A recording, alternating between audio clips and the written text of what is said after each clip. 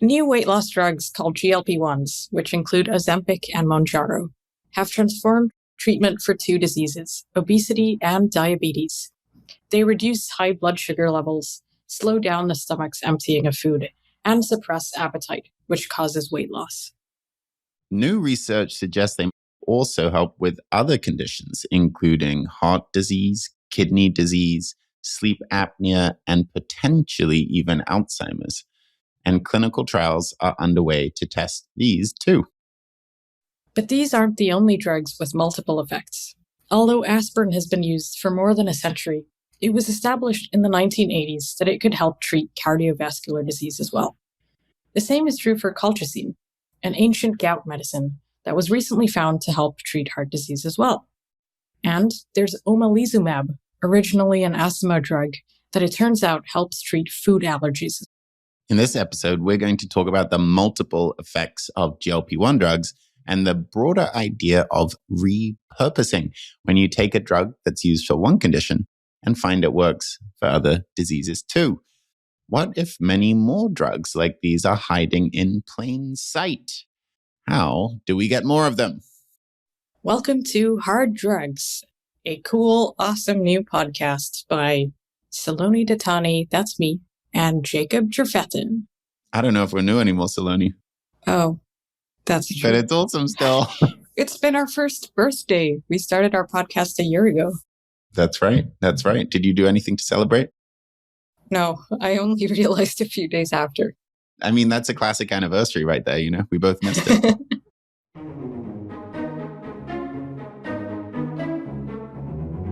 Okay, so I want to start this episode by doing a little bit of trivia. There are a lot of drugs that have multiple effects, multiple uses, and I wonder how much you know about them. I'm ready. I think I'm going to, well, we'll see. You hit me and then I'll tell you how well I'll do. I'm going to start with an easy one. Oh, God. I think you'll get this one. I hope. Okay. So in the early 1990s, researchers at Pfizer tested a new heart drug for angina. It turned out it did very little for chest pain, but male volunteers in the study were strangely reluctant to return their leftover pills. What was it? And what did it eventually become used for medically? I think I'm going to get this one. I think it's Viagra. Ding, ding, ding. You're right. It's Viagra. Yes, this one is a famous repurposing story that I have heard before. Yes, Viagra or sildenafil, or I forget what's the name for Viagra? Yep, sildenafil. Sildenafil. Yes, some surprising side effects found in the clinical trial. So what's the other condition that it's used for? Well, you mean now or in the 90s? Yeah, like medically. Oh, well, I guess that's also medical, but I mean, in my memories, it's something to do with the heart and blood vessels, but I actually can't remember. Yeah, I mean, that's right. It's hypertension. So pulmonary hypertension. It reduces the blood pressure. Very good. So did the original thing it was tested for, is it used for that? I think the original use was angina as well, which is also related to blood pressure, but it basically acts on certain enzymes that are much more common in the lungs and the penis than in the heart or near the heart. So that's how it works. Okay, well, you got that one. I have another. This one's harder, maybe. I didn't know this until recently. So have you heard of thalidomide? I have heard of thalidomide. So thalidomide is an infamous drug because it was originally sold for morning sickness in Europe and many other countries. And later on, it turned out that it actually caused birth defects as well. It's one of the worst medical scandals and led to the FDA changing its oversight on safety for new drugs. But it turns out that's actually also a treatment for another disease. It's used as a standard treatment for another disease today. Do you know which one? This rings a bell. Oh, gosh. What is it used for? Oh God, I'm embarrassed. I can't remember. I remember it is used, and I can't remember what for. Maybe take a random guess. Okay, random guess. Thalidomide might be used for hair loss. That's a good guess. It's not hair loss, though. It's multiple myeloma, which is a blood cancer. A little bit more serious than hair loss. Well, the reason I should have done better test taking skills there is the fact that thalidomide can have quite severe side effects related to the fact it's only used for a severe disease. Yeah. So, that was what we would say pretty bad guessing from a trivia participant.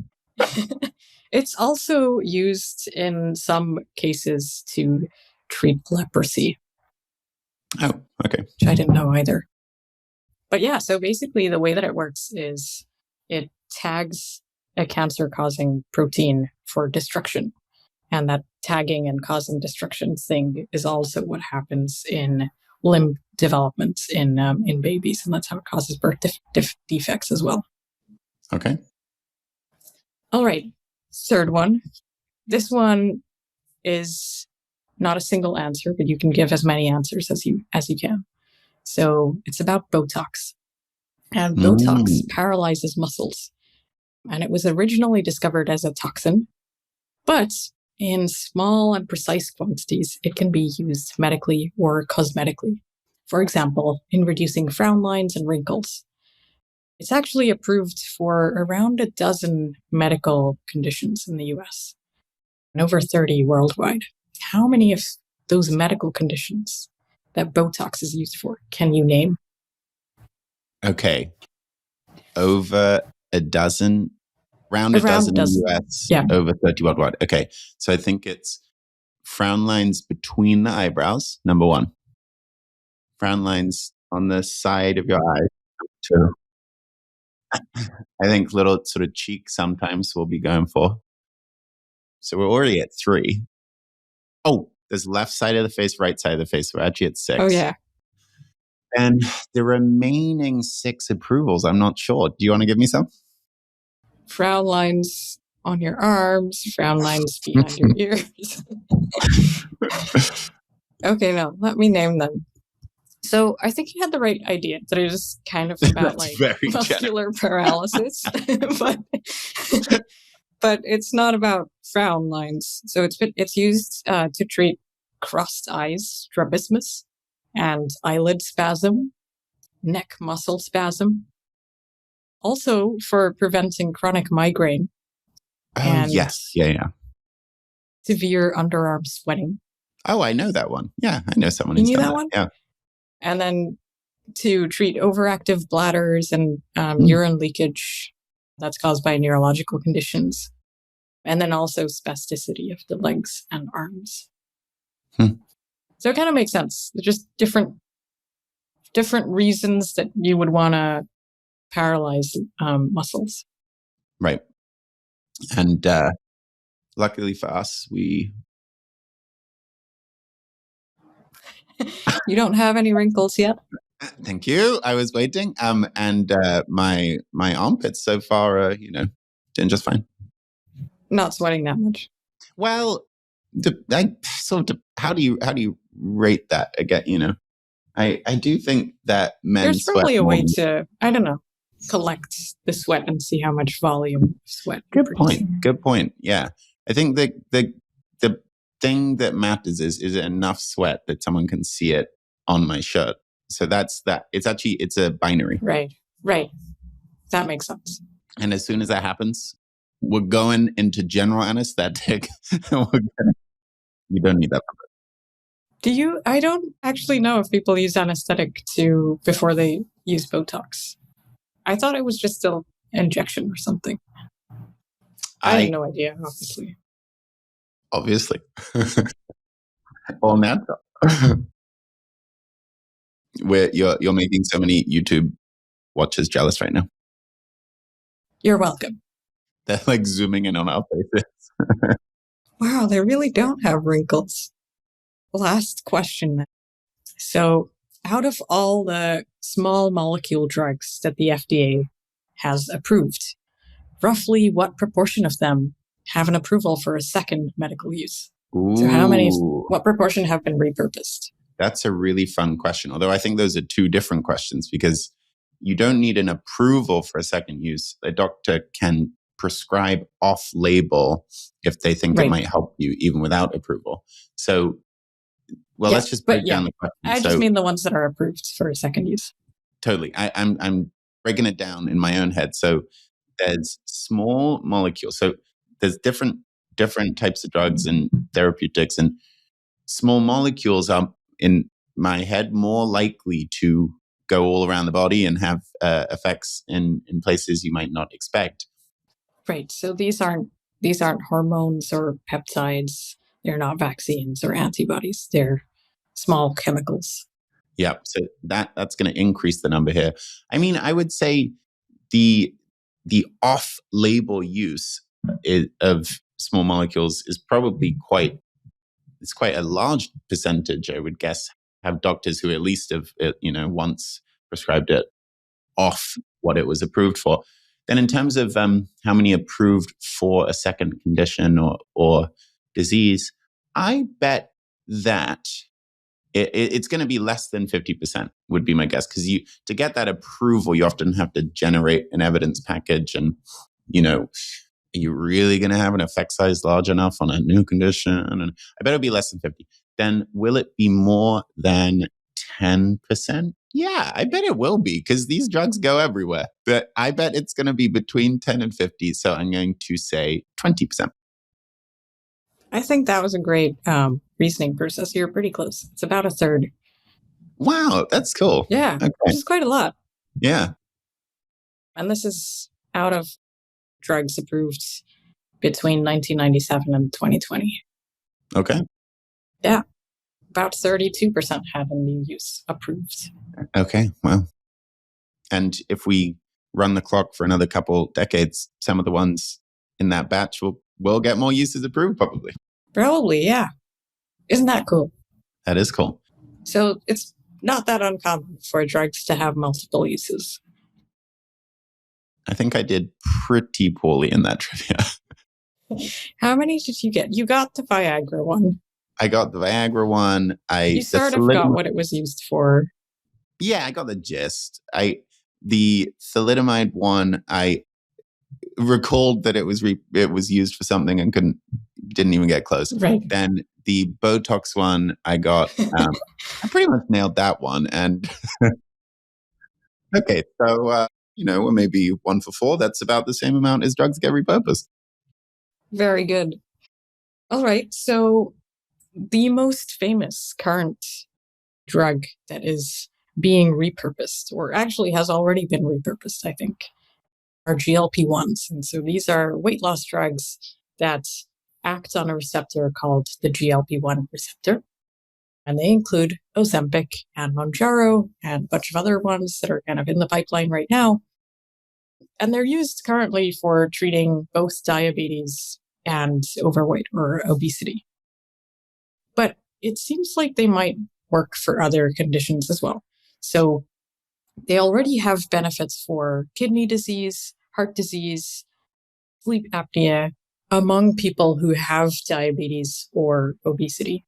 But it's possible that they also have benefits for people without diabetes or obesity.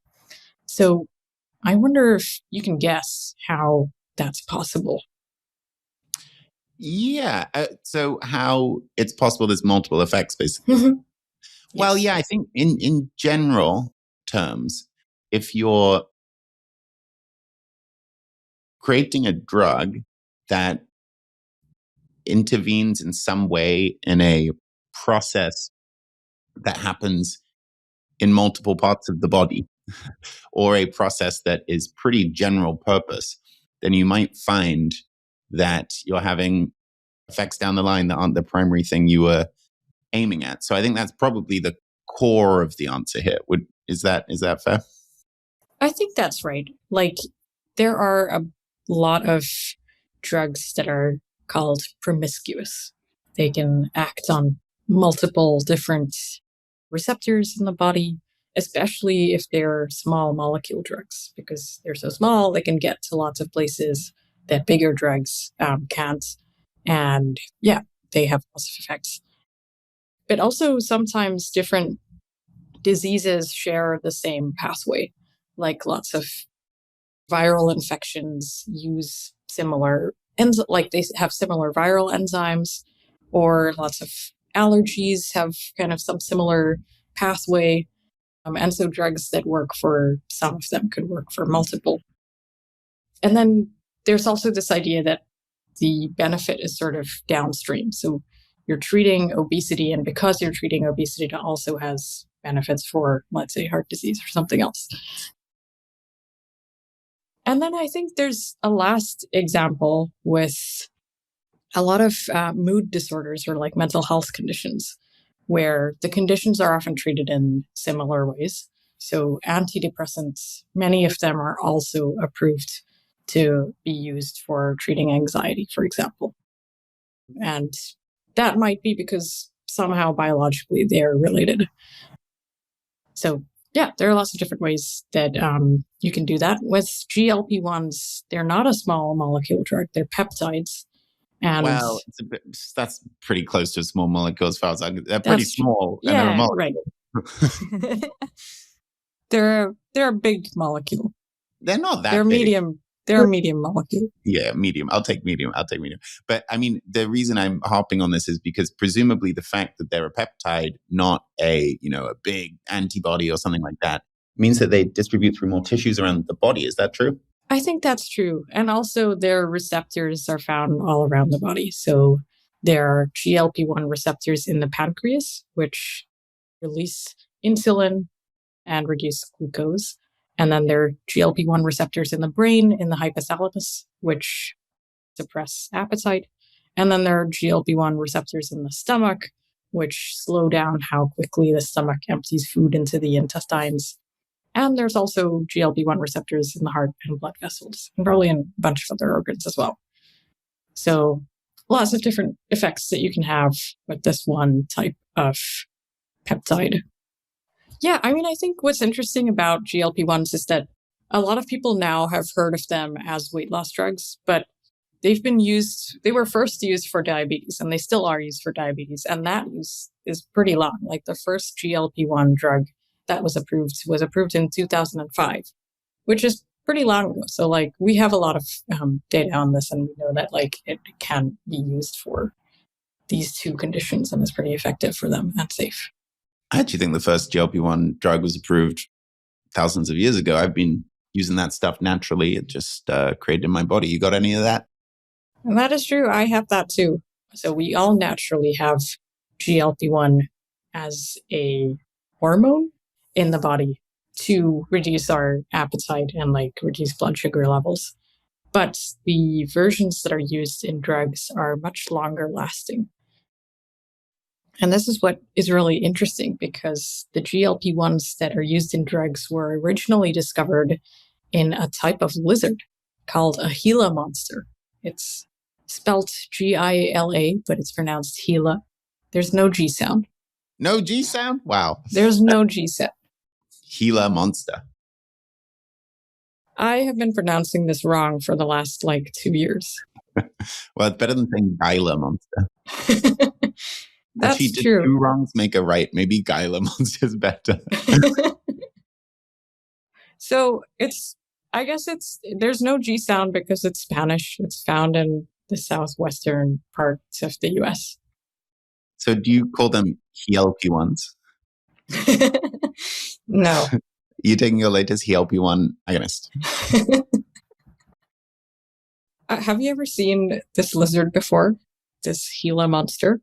I think I have seen one picture from maybe a scientific article, but I have not met one in real life, yes. Me neither. Which is kind of a shame because it's really cute. Is it time for a hard drugs expedition? What, to Mexico? Yes, we have to meet one. I want to meet one. Exactly. It's quite deadly, though. Oh, Well, we'll come to that soon. okay. Deadly to diabetes too? Yes. Good. That's the goal. So, and just remind me, so the way that this was discovered is that a patient with diabetes got bitten by a Gila monster and there were surprising effects. No, but that would have been a great story. So they're found in the southwest parts of the US and North Mexico, and they're about 2 feet long, or 1 to 2 feet long. Pretty big for a lizard. Actually, one of the largest lizards in North America, apparently. Or maybe the largest. I mean, it goes with the name monster. Fair enough. That's true. They really do look really cute. Like, if you're listening, I would highly recommend Googling them and looking at these cute lizard pictures. Okay, but did you just tell me they're deadly? Yes. Just forget about that part. Got it. Okay, great. So I have a few more trivia questions for you. Well, they're more just like fun facts, but some of them are fake. So you have to guess which facts are true. I'll try and redeem myself. Hit me. All right. So, number 1, Gila monsters can detach and regrow their tail when threatened by a predator. When a predator is threatening their tail, why would that help them? They could run faster? What? Yeah, they could run away. But let me think. I mean, that's random. I don't know that it would speed you up that much. And when they start losing balance or something, I feel like that's so random. That has to be true. I'm going to say true. Well, it's actually false. No! That's true of some other lizards, but not Gila monsters. They actually do that. They're just like, you're trying to bite my tail. Well, guess what? I've just dropped it. And I'm going to run away honestly, now. the predator probably likes that too. Tasty tail. That makes sense. But I think they're probably quite disappointed at like, wait, what? Your tail just dropped off. It is kind of like an ultimate gag. It's like in Arrested Development with the guy with the arm that is trying to teach them a lesson. I watched this so long ago that I don't remember. But George Sr. hires his friend who has a detachable arm, teaches children lessons because the arm always comes off. Wow, I would love that. Yeah. Okay, here's the second fact. Well, I think I gave this away a little bit. Okay. Finally one I'll get right. The Gila monster is sluggish in nature, so it is not generally dangerous and very rarely poses a real threat to humans. Okay. I think this might be a little of column A, little column B. So I think it is dangerous to humans because of it. Maybe like venom would be my guess. But maybe that is compatible with it being sluggish. Like I sort of do think of it as sluggish. So I think maybe it's not. Yeah, I'm going to go with sluggish but deadly. You just have a stereotype in your mind that it's like, oh my God, it's so slow. Basically, I definitely think of it as lounging. Do you know what I mean? Right. It's not like one of those geckos. We're talking a monster. It's lounging. Right. It's baking in the sun. Like that's the kind of energy. Well, you are exactly right. So, finally, it is a very slow lizard. Its top speed is about 1.5 miles per hour. You're kidding. That is top speed. Can you imagine being that slow? That is really embarrassing for the Gila. Wow, I kind of feel I really changed my perspective on the Gila. That's also who measured that? They were like in a little race. Yeah. And they're like, oh wow, it's not. I guess you would like put some prey in front of it that it wants, and then see how fast it could go after it. Maybe they've just been videotaping it for a really long time and seeing how fast it usually goes. Could be that. So, but you were right. So its venom is very poisonous. Its bite is excruciating, but they just don't encounter humans that much, so they're not very Who are they mainly biting then? I guess it's food. So usually it eats small animals like mice. Right. And little birds, I guess. It's kind of interesting because I feel like it's kind of like Tom and Jerry, but if Tom couldn't run. Kind of surprising, but anyway, okay. Okay, next one.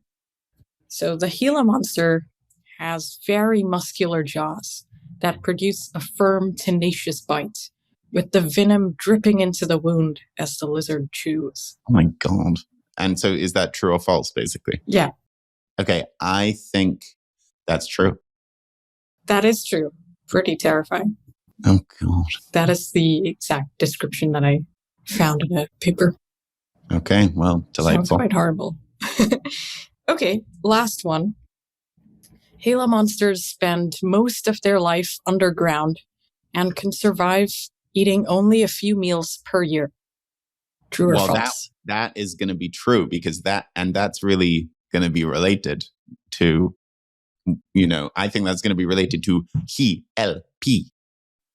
Yes, it is. And it is true. They stay underground most of the year. They come up overground only during the spring, usually. And they can survive eating only a few meals per year. They're really good at fasting. I was wondering if you could only eat 3 meals per year, what would those 3 meals be? I have a sort of tradition I've lapsed, but a few years ago very much valued, which was having pancakes the night before Thanksgiving. So I'd probably keep that one. Then, okay, I've got 2 left. I mean, you have to really be eating the most calorie dense thing. No, I guess I'm taking that too seriously. We're going to die in this example. Oh, no. Let's see. 2 more. Maybe, I have always been a sucker for cornbread. So I would have a meal that was very cornbread forward. So right. Maybe so pancakes, cornbread. Yeah, so everything's yellow. That's the theme. Then right. The potato. The third would be a delicious salad, actually, Saloni. Okay. Oh. You got a problem with that? I find this hard to believe. What's your answer then? Potatoes. Potatoes and potatoes. Oh, no.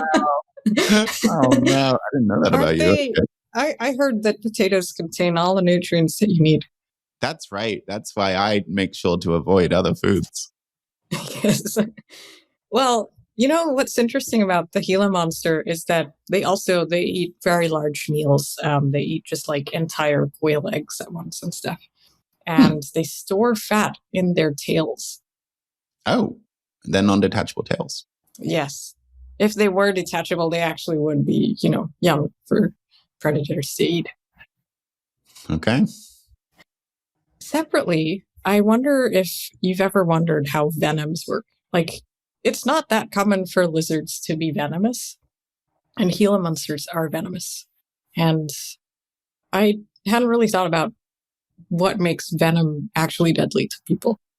Yes, I have looked into this a bit in my previous day job, and there's a multitude of ways they can, is what I remember. But messing with your blood is a classic sort of vector of destruction. But is there a more? Do you have a list of destruction methods? What makes venom venomous? And the answer is you can either use your venom to destroy red blood cells or wreck clotting mechanisms. So you cause lots of internal bleeding. The one that I had thought about was like being a nerve agent, disrupting nerve signaling. Causing paralysis. Yep, definitely. Yep. And then some venoms digest cell membranes and connective tissue, and that spreads the rest of the venom even further.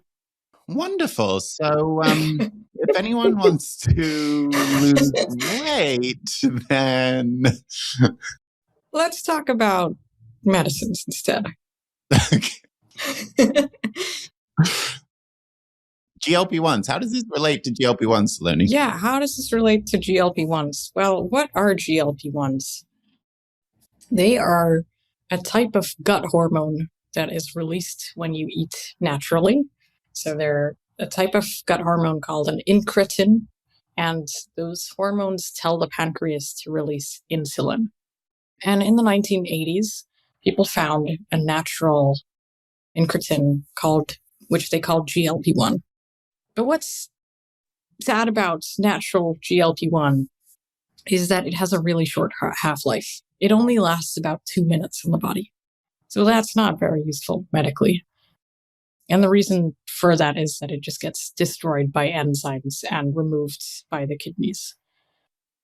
So scientists were looking at this 2-minute long hormone, and they thought, maybe there's a better version of this that we could make, that we could use as a treatment for diabetes. If you can stimulate insulin production, you can treat diabetes. And there were a bunch of scientists who were trying to study that, but also trying to study this Gila monster, the lizard, for other reasons. The story here, I feel like, is kind of different from what I had heard about this. Like, I feel like I had heard several times that GLP-1s were discovered accidentally. People were studying this lizard, and then somehow it produced this hormone that was really helpful and, was the source of GLP-1 drugs. But when I looked into it, it turned out that it wasn't very accidental at all. Oh, as in the Gila monsters were planning this the whole time in a layer?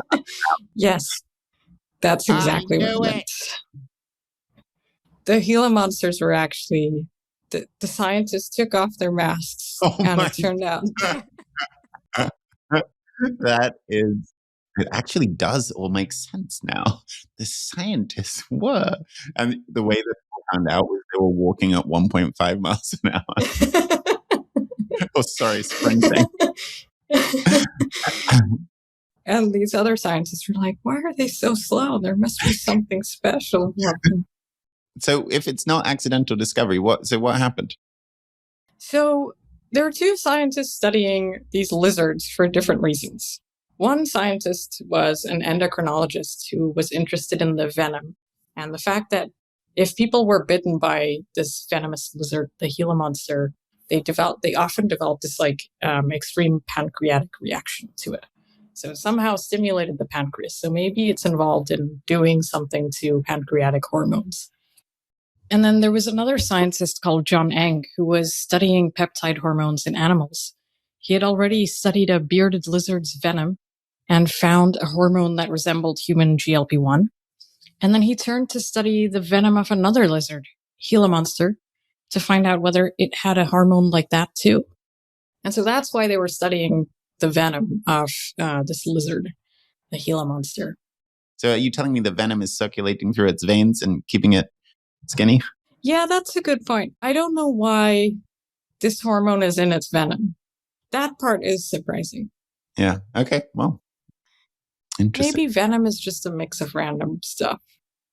Yeah. Maybe. Yeah. Okay. Interesting. Were they collaborating or were they working at cross purposes? Okay. They were working together. Okay. So they were interested in this lizard for these two different reasons and decided to look at what was in the Gila monster's venom. And they found a bunch of peptides. And one of them turned out to be really similar to GLP-1, the natural gut hormone. And it was called Exendin 4. Sounds like a villain from a cartoon I would have watched when I was 5 years old. Did they get to name it that villain, or was it already named? I think they named it. Maybe they were watching the same cartoons as you. Probably. So they found this other hormone that was similar to GLP-1 in the Gila monster's venom. And it also switched on the same GLP-1 receptor. And this was all in 1992. But what was even more cool about this version of the hormone in the Gila monster was that unlike natural GLP-1s in humans, which only last a few minutes, this hormone lasts hours. And that makes it much more useful as a drug. And the reason for that is just it contains a slightly different amino acid at the place where the enzyme was breaking down natural GLP-1. So it doesn't get degraded as much. But overall, they look pretty similar. Yeah. Okay.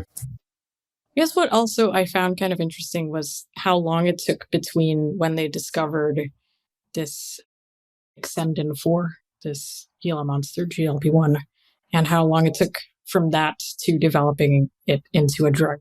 So it was first approved for diabetes in 2005, which is really like 13 years later, which seemed pretty long to me. Apparently, John Eng, who discovered it, patented it pretty quickly and presented his findings to a bunch of pharma companies. And people just thought the idea was too weird and they just didn't see like a commercial use for it. People! What do you mean it's too weird? It's just a lizard. He's walking around with his vial like, there's nothing weird about it. Yeah, but that changed in San Francisco, which is where you are, at the 1996 American Diabetes Association conference, where scientists from a biotech company called Amylin Pharmaceuticals Yes, Amylin were interested in this, and they decided to license his patent. And then they turned it into a drug. And the drug is called exenatide, and it's a synthetic version, so they're not actually extracting it from the lizard each time. And that was the first GLP-1 drug that was approved. That's great. Well, I'm glad we got our first one. But exenatide is not what we all talk about now. So what? Maybe we should be talking about. Maybe we should be talking about exenatide in the armpits. So what? That sounds like it was a great beginning. But how does it relate to other GLP-1s? What's the story? Yeah, the other GLP-1 drugs are basically modifications of that idea. So after exenatide, the first GLP-1 drug was developed, scientists at Novo Nordisk developed another one, and they turned it into a longer-lasting drug called liraglutide. And the way that is tweaked is basically it has like a fatty acid chain attached to the molecule, to the peptide. And that means that it can bind to albumin in the blood. So albumin is a protein in the blood that just carries around lots of different things. It's basically like a little bus that's going around your body, and it's like, hey, get on the bus. And then the little hormones get on the bus, and then eventually they get off the bus.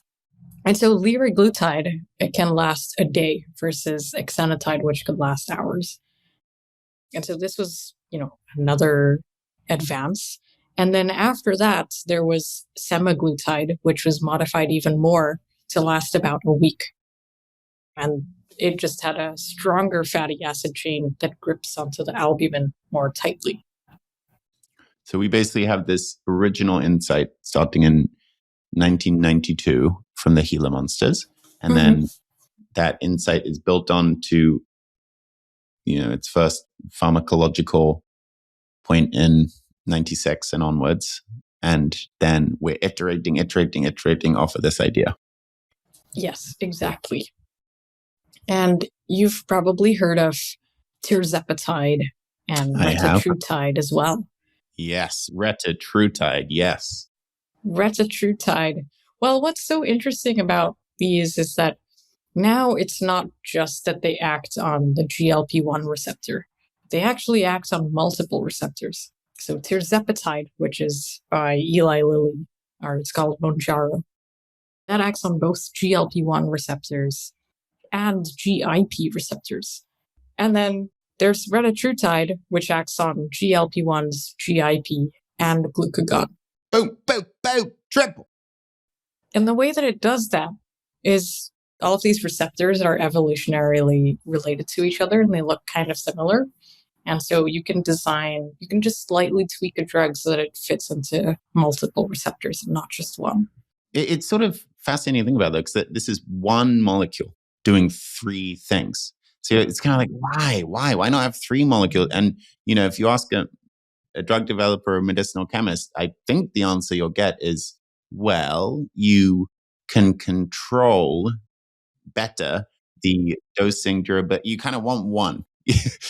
But it's all over your body and randomly interacting with all sorts of things all over it. So you're making this statistical bet of how much you will interact with the 3 different things. Yeah, I think there's like another layer of that though, because even GLP-1 receptors on their own, they're like present in multiple parts of the body. So, but sometimes it helps to have a really specific drug that only attaches to one thing. And sometimes it's better if they act on multiple things and they could have multiple benefits. Now, I live in San Francisco, and I was recently at a conference where I was talking to a British person who was visiting about science, and he immediately, he from context got that despite the fact I grew up in England, I now live in San Francisco. And so he said, oh, probably you have to leave soon so you can go buy your peptides on a street corner. And I thought, that's a bit rude. He's telling me that I have to go buy peptides on a street corner. And then I thought, this man he's stereotyping San Franciscans. And then I sort of ran through my head and I thought, well, I do have a lot of friends who have bought peptides. If not on a street corner, then from an apartment. And the most common one that I have seen is retatrutide. So this is not approved yet, but it's going through the process of the FDA. But it's the data looks so strong that to the San Franciscan mind, you want to be getting legal imported versions of it as soon as you possibly can, stirring them up in your fridge and then jabbing yourself. So that's it. Around here, it's actually called Rita. People don't even say retatrutide. Rita, like Rita Hayworth. Yes, exactly. That's it. I think it's just like her. I think it's just like her. Yeah. I find it interesting. The new GLP-1 drugs, they're more effective partly through working on multiple receptors. Like they act on more receptors than the previous ones did, and they're more effective, probably because of that.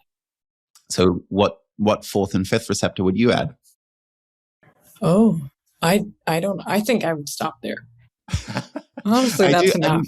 At some point, it gets so effective. It's like, the serious point is that all of these things come with trade-offs. So if you're hitting more things, that might dial up your efficacy depending what you're trying to measure, but also it adds risk. You're hitting things you might not want to, or that have some function that is beneficial or keeping your body normal. Most things in the body happen for a reason. So that there is a genuine trade-off. You might not want to add a 5th or 6th. I do find it funny that we now kind of have GLP-1 and then it feels like GLP-2, GLP-3. It feels like ChatGPT. So we got to get to 5.5. I think I remember reading that one of the most common reasons that people dropped out of the clinical trial for it was that they lost too much weight. Totally. I mean, yeah. Yeah. I mean, it's pretty high. So retatrutide in its phase 3 trial caused a 28% reduction in body weight. That's absolutely crazy. It's huge. That is crazy. And that happened over the course of one day. What? No, it didn't. It's more like a year and a half. I don't even think I tricked you with that one, I think. I'm very used to this because when I was growing up, my brother used to just make up things and he'd say things that sounded plausible, and it wouldn't be like in the context of like, oh, do you believe or whatever. He would just say things that were false, and he'd be like, "Ha, you believe that." It's a trick with no upside. And that's why I've turned into a really skeptical person now. I just don't believe anyone at all. Oh, no, that's not true. You believe. True. I thought you were right about the tapeworm being called a tapeworm because it was sticky underneath. I now have to read to the audience, totally unrelatedly, the most Saloni text I've ever read. Oh, what was it? About what you can believe and what you can't believe. Let me pull All it right. up. Someone on the internet posted a chart, and we're in a group chat together with some people who read charts and look at charts, and someone asked, any takes on this? Basically on this chart, how would you evaluate it? Saloni responded, I find it so odd for someone to tweet out something like that without even looking up the data quality notes. I don't know that anyone else would find that odd. I just can't imagine someone tweeting something without reading the appendix first. I realized just after posting that, I was like, wait a second, I'm probably the only person who does that. I just find it so odd. Well, it's very annoying when people do that. Yeah. No, I am with you.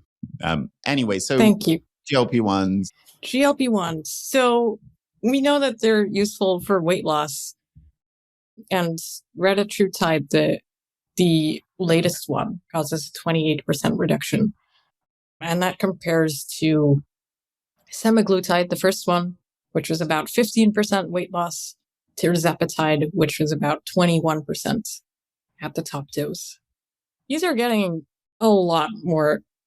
I mean, this is crazy. Like, I do think that it's non-linear and that eventually we won't be able to just keep increasing how much weight loss you can achieve with new drugs. I should hope so. I mean, some of the weight is your organs, some of the weight is your nose, your teeth. And I mean, it's worth saying this is, it's not like, once you go off the drugs, most people start gaining weight again. It's not like it's permanent in your body forever kind of thing. But yeah, these graphs are really quite something. It's only 18 months. It's not a very long time. It's much larger than I think that what's interesting to me is that I remember in maybe 2021 or so, I was trying to find someone to write an article for us at Works in Progress about weight loss drugs. And I remembered learning in my undergrad that there were a lot of failures in the 1970s, 80s, 90s, people trying to develop obesity medications. And a lot of them were really toxic, or they just cause weight loss in a really unpleasant way. And I was interested in what's the state of that research now? Like, are there new drugs that are in the pipeline today? And I asked this nutrition researcher called Stefan Guyene to write an article about that for us. And he wrote one on the future of weight loss, and basically these GLP-1 drugs that hadn't reached the finish line at that point. But it was so interesting even then to just see how much happened in the meantime. And there was this period of maybe 2 decades where it seemed like a lot of pharma companies were pretty afraid to touch obesity as a potential area. And now it's the biggest, or one of the biggest areas for new pharmaceutical drugs. Yeah. How much can change? So much can change. I think that, people often don't know that these are also treatments for diabetes. And I wonder if you know how they work at doing that. Well, I mean, I think of them as originally for diabetes, or at least type 2. And I believe they lower your blood sugar levels. I mean, but more specifically, let's see. So Yeah, I mean, I think you kind of got it, but there's an additional piece of evidence there that they don't just reduce blood sugar level on the whole, but they reduce blood sugar level when blood sugar levels are high. Yes. Right. So it's like a glucose dependent effect. And what's good about that is that a lot of previous diabetes drugs just generally reduce blood sugar levels. And if you And if you are on a high dose, then you could suffer from hypoglycemia. You could have really low blood sugar levels, and that would be bad. But this doesn't happen with GLP-1 drugs. They only reduce blood sugar levels when they're high. Although you have to watch out for it, right? But it's not a big problem, it seems. Yeah. Right. And also, unlike some other diabetes drugs, they cause weight loss instead of weight gain. So there were a bunch of other diabetes drugs that did that, which is probably not great because a lot of people with diabetes are also overweight and or obese. And so this is helpful because it tackles both things. I wonder if you know how they've also been used to prevent the development of diabetes. So in people who have pre-diabetes but don't have actual full-blown diabetes yet, how much it reduces that progression. I wonder how you measure that, because pre-diabetes is set at a debatable binary cutoff point. So do you measure it against a continuous variable? So both of them are measured in part based on HbA1c, which is a measure of how much sugar is attached to your hemoglobin. And at a certain threshold, you can be considered having pre-diabetes. And then if it's above that level, it's considered diabetes. And so the question is, how much, if you are in this range where you have pre-diabetes, how much does it reduce your chances of eventually developing diabetes? Yeah. I mean, I don't know the number, but my impression is a lot. I think it's very effective while you're on it.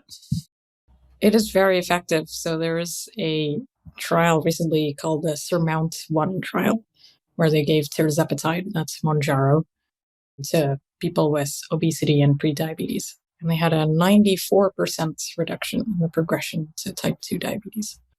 Wow. Over what period? I'm trying to make sense of that. Over 3 years.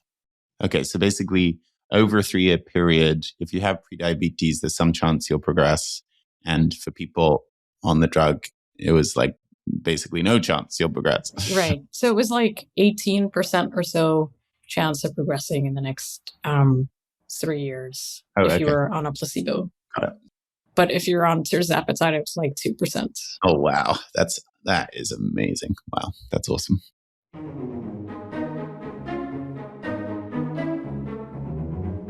So we talked about how GLP-1 drugs are used for diabetes and obesity, but they're also being studied for lots of other diseases, like kidney disease, cardiovascular disease, sleep apnea, and also diseases like Alzheimer's and Parkinson's. Most of those trials are being studied in people who are already diabetic or obese.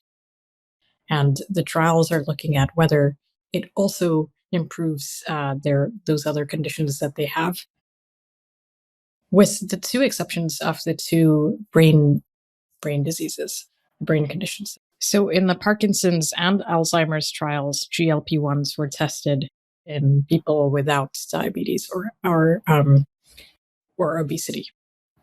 But so far, those trials have found null results. They haven't been demonstrated to be effective. I think there's like an ongoing debate around, does it have all of these multiple benefits because it's actually effective for those conditions, or is it just because it's reducing weight and improving blood sugar levels, which usually have all of these other negative consequences? So if you reduce weight, you're going to reduce your kidney disease or heart disease as well. And I think that's still an active debate. I wonder what you think. Would you guess that if GLP-1 drugs were tested in people who are not diabetic, who are not obese, but they still have those benefits as well? Ooh, I depends on the benefits, depends on the people is my scapegoat answer. My guess is that there's stuff going on that will benefit who are not diabetic and not overweight. Yes, yes. Now, it was disappointing to see the Alzheimer's result that came back null. There's I think that could still go both ways, though. So that trial enrolled people who already had essentially early Early Alzheimer's. onset. Yeah, not early onset, but early Alzheimer's. I believe you tell me if I'm wrong. I think it was. No, you're right. Early stage Alzheimer's. Early stage, yeah. And so it didn't slow that down. It didn't slow that down, but that's the inclusion. One of the inclusion conditions to be in that trial was that you already had confirmed amyloid in the brain. I mean, or something that would signal you probably have amyloid in the brain. And so I think there's almost a separate question of, the average age of people in that trial was probably 71 or something. If you gave people, if people were on GLP-1s preventively much earlier, before amyloid and tau had accumulated or, got that far into accumulating, could you have a preventive effect? I'm actually sort of hopeful. And my read is that the jury is still out there and there may be some benefit on Alzheimer's that's earlier prevention. But yeah, the data is pretty clear from that trial that the, hope of something that as soon as you get a diagnosis, you go on, that then, helps. It's not going to be as magical as that. Yeah, that's a shame. I mean, I hope you're right that it is effective for that. I feel like when I read about these for the first time, I thought, well, some types of dementias are actually caused by cardiovascular problems, like vascular dementia. And so I sort of thought maybe they'll find a benefit in this trial, if not for any other reason, for that reason. But I think people with Alzheimer's also having vascular dementia is not that common, but also it seems like it didn't help in that sense. Or maybe it wasn't powered enough to find that. Right. Yep. Yeah, I think with the other conditions like kidney disease, cardiovascular disease, at least with cardiovascular disease, my guess would be probably it does help with that. In part because GLP-1 receptors are also found on blood vessels and they reduce blood pressure slightly. But also, I think with lots of these conditions, it's not really like a binary of like overweight or obesity or not, right? It's continuous, right? And so I'm sure that, okay, if it helps a lot for people who are obese, it probably helps as well for people who are not to a lesser extent. Yeah. And then, there's, of course, as with everything in biology, you go to the other extreme and you can harm people. So if you are prone to anorexia, if you have low body mass, I mean, there's ways that these things can do harm too. Right. Well, I was interested in this as well because I was thinking, okay, so we have now really effective drugs that help with weight loss. What about drugs that help with weight gain? Because there are some conditions where, like, maybe someone who has chemotherapy or something and has lost a lot of weight because of that. Are there any drugs in the pipeline that help them gain weight aside from marijuana? Oh, yes, good point. Marijuana. That's the pathway there goes via Taco Bell, actually, at the end.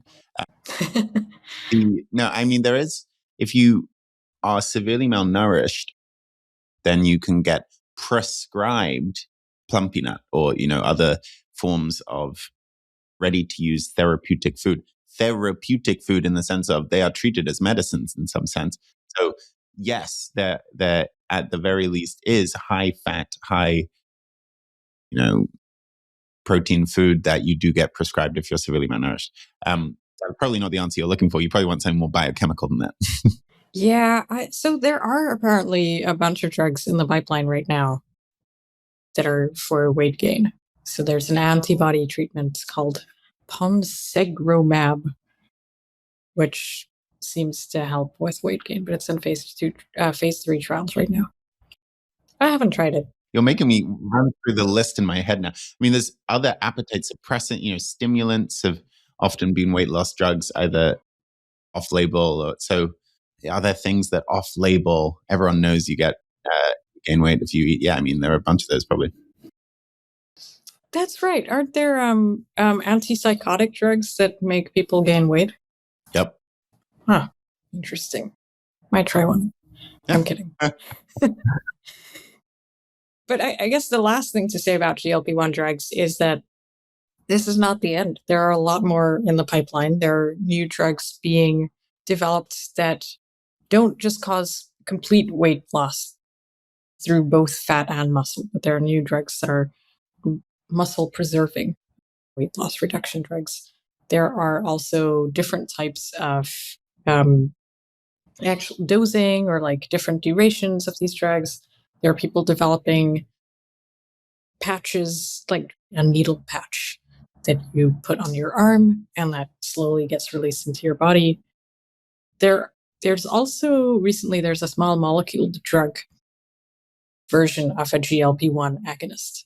And I wonder if you know or remember what that's called. It has a really funny name. Oh, do you mean the oral one? Wait, Yeah. okay. Gosh, yeah. It's What a is pill. It's a small molecule. It that? activates Gosh, I can't GLP-1 remember. I can't receptors. remember. What's it called? It's called orforglipron. Or for Gleek from. Yeah, God, they really have run out of names for Pokemon these days. They're reaching the bottom of the barrel. I usually imagine a cat typing on a keyboard.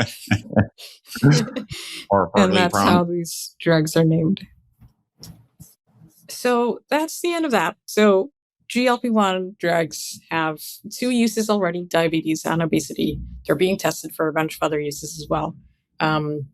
They were originally developed by finding GLP-1 peptides in Gila monster, a type of lizard, in their venom.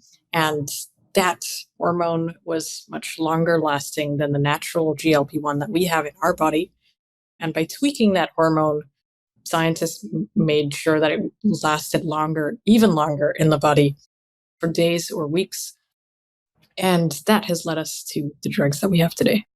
It's an amazing story. I wish it could have happened quicker, as is often the case with some of the stories on our episodes. But not so bad. I mean, that these drugs will go on to prevent millions of people from earlier death. I mean, even aside from the health gains that a lot of people are going to see, there's, these are really big population-wide effects at this point. It's kind of wild to have something that is so new that will be so impactful. That reminds me that with some of these drugs, they've also been tested for how much they reduce mortality rates overall. And so the second GLP-1 drug, liraglutide, the FDA said with any new weight loss drug, it has to be tested for how safe it is for cardiovascular disease as well. And so they did trials to find out how effective, how safe it was. And they actually found that it reduced heart attacks in that population. And it reduced mortality rates on the whole by about 12% in people with obesity, which is actually quite large. Like that's roughly the effect of statins in reducing mortality rates as well. And that was for the earlier GLP-1 drug. So I'm guessing these new ones have a slightly larger effect.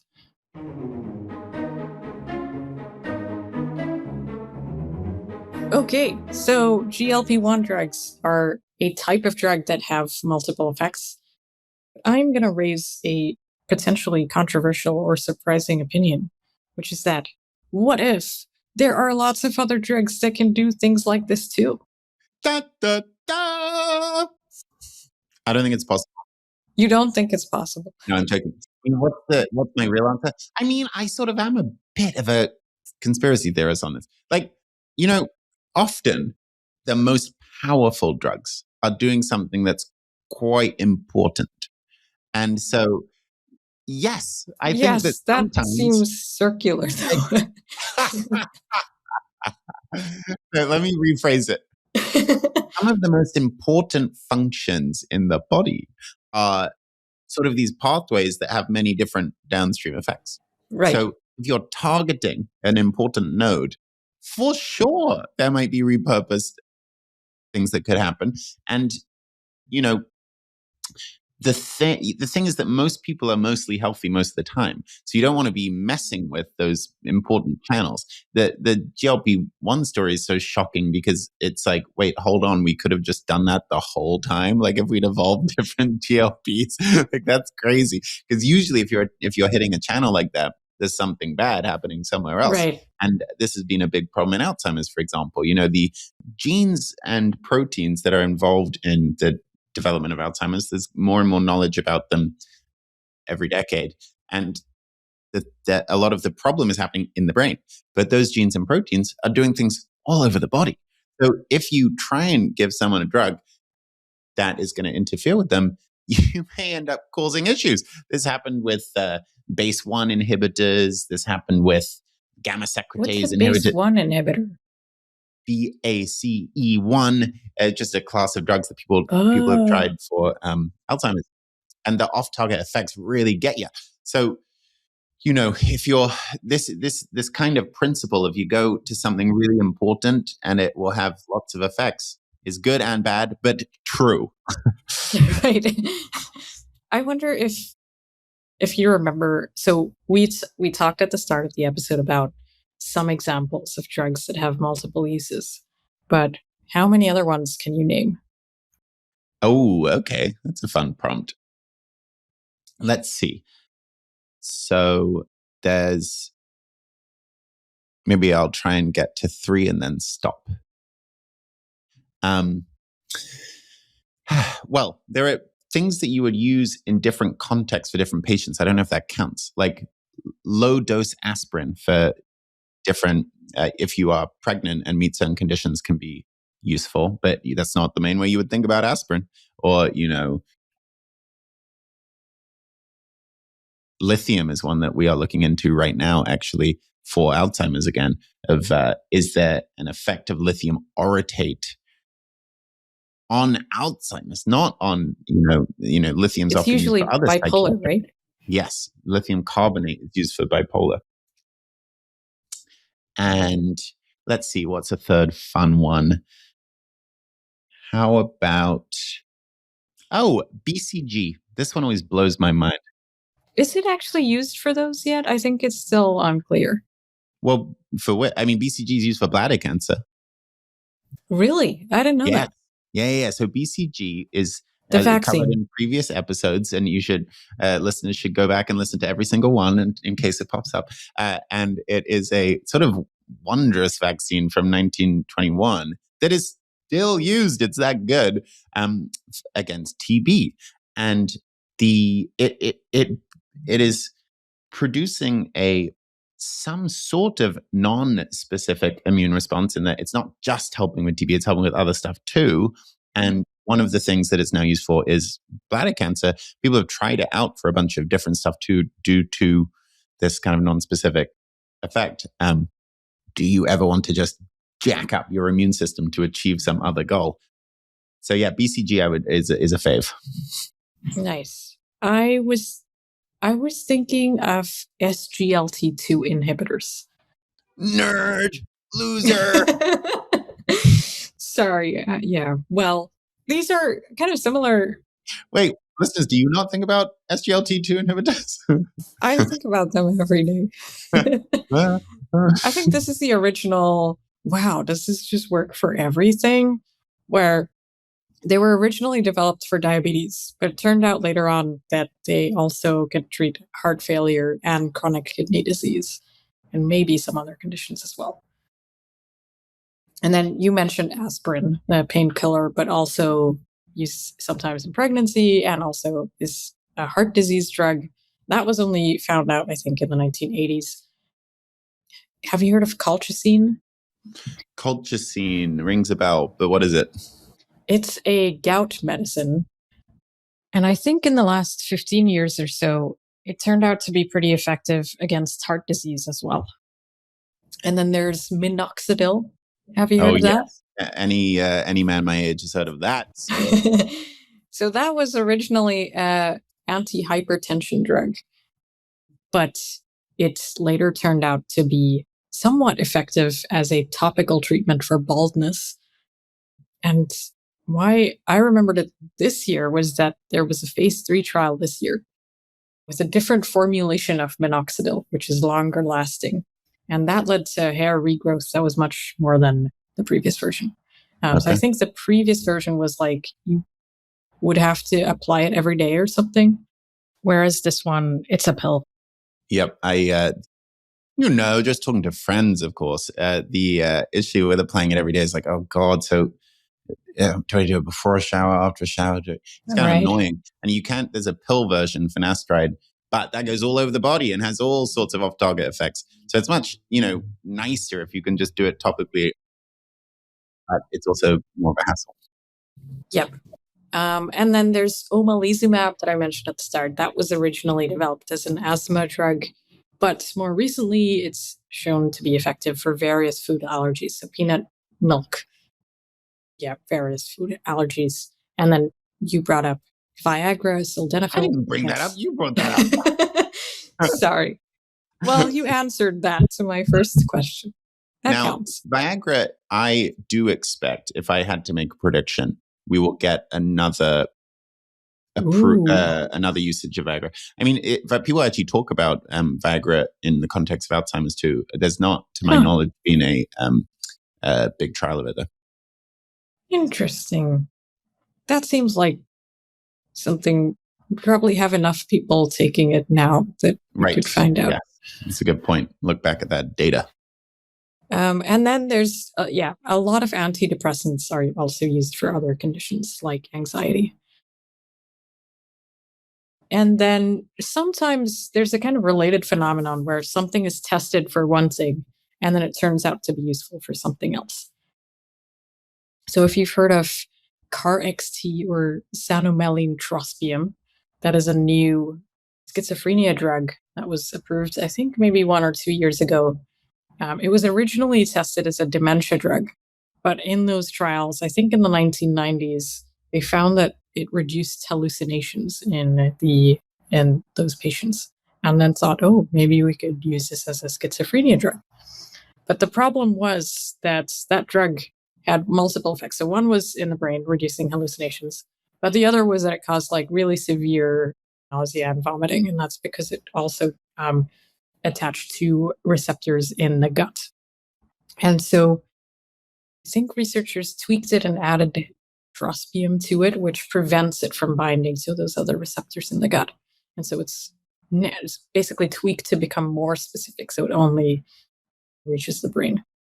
Which is a good sort of lens to apply here as well, where repurposing is not always you have one drug used for 3 diseases. It's sometimes that you get insight from the development of a drug for one disease that leads you to keep going and keep tweaking for a different disease.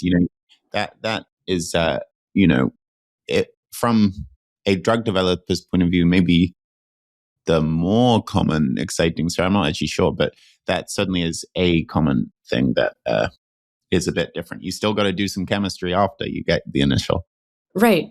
You might tweak, you might change the way that it's given so that it has more effects in one organ than another, or you might attach something else to it so that it can't get into certain places that cause side effects. And, from the point of view of a philanthropic funder, this is often it's something that sounds like a detail that can be quite important, because there's the magical hope is that you could fund a trial for a drug that already exists against a new indication, and then it works. And then you don't have to go through all of the original testing again, because you already have these big safety data sets from the first user. So that is really amazing from a point of view of health benefit without having to spend as much money. And that can happen. The issue is often you're finding these insights that you actually then do want to go back a little bit to the drawing board and make some edits to the chemistry. Once you do that, you then have to sort of re-enter as if you're a new drug to some degree. So that can get you back into more traditional pharma-land, and it can cost a lot more money. Right. I guess what's also interesting is that we've talked about a bunch of different types of drugs that have these multiple effects. So small molecule drugs, which are so small and they can get everywhere, they often have effects in different places. But also some peptides like GLP-1s have multiple effects. And also some antibodies have unexpected effects as well. I recently saw this study a few months ago where they tested all the approved antibody drugs and found that about a third of them had an off-target effect as well.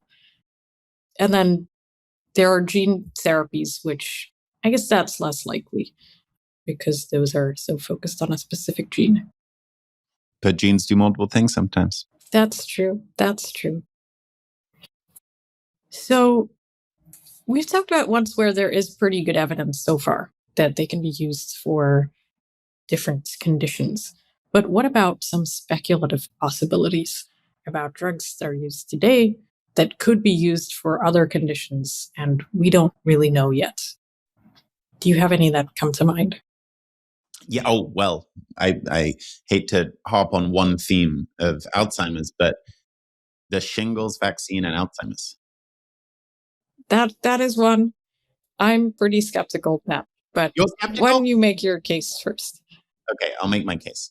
So there have now been 4, I believe, independent, quite interesting, natural experiments or observational studies that point in the same direction, that show that when the shingles vaccine got rolled out to different people who are older to prevent shingles, it looks like it may have also prevented the probability you progress into develop Alzheimer's or dementia.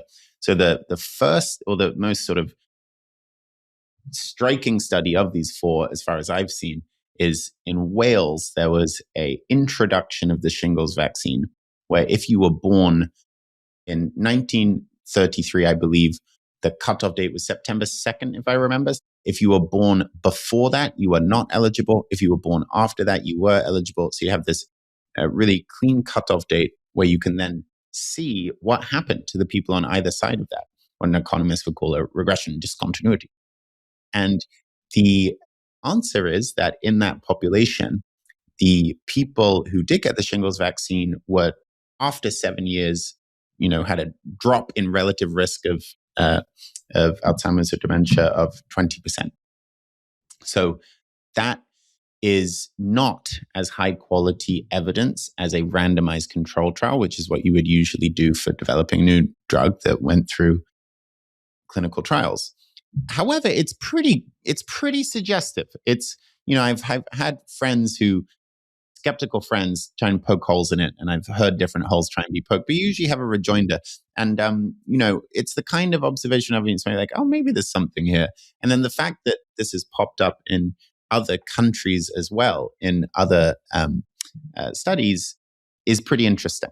Now, the thing that I think is not known yet, so there hasn't been a randomized controlled trial testing this yet, and there's various questions that are one level detailed down, but that are very important. So question number 1, in the trial, in the observational setting I just mentioned in Wales, the vaccine in question was the live attenuated herpes zoster vaccine.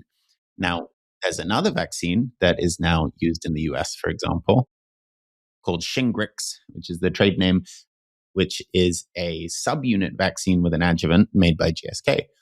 Right. So both of these are shingles vaccine, but Yes, exactly. the studies that showed this benefit were using the old one. That's right. Well, one of them was. There's that one. They're also trying to look at. Well, hold on a second. With the modern shingles vaccine that was designed to be better for preventing shingles, is it also better for preventing Alzheimer's? Is it the same? Is there any effect? I've actually heard different opinions from different scientists on that. I mean, the evidence is not strong enough to give a good answer on that.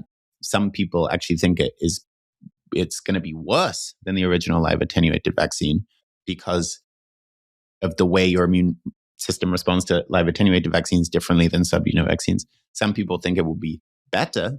So that's the question. And then another question is, okay, well, what's actually going on here? Is it about shingles, like reducing the amount you get shingles is the channel that reduces the amount you get Alzheimer's.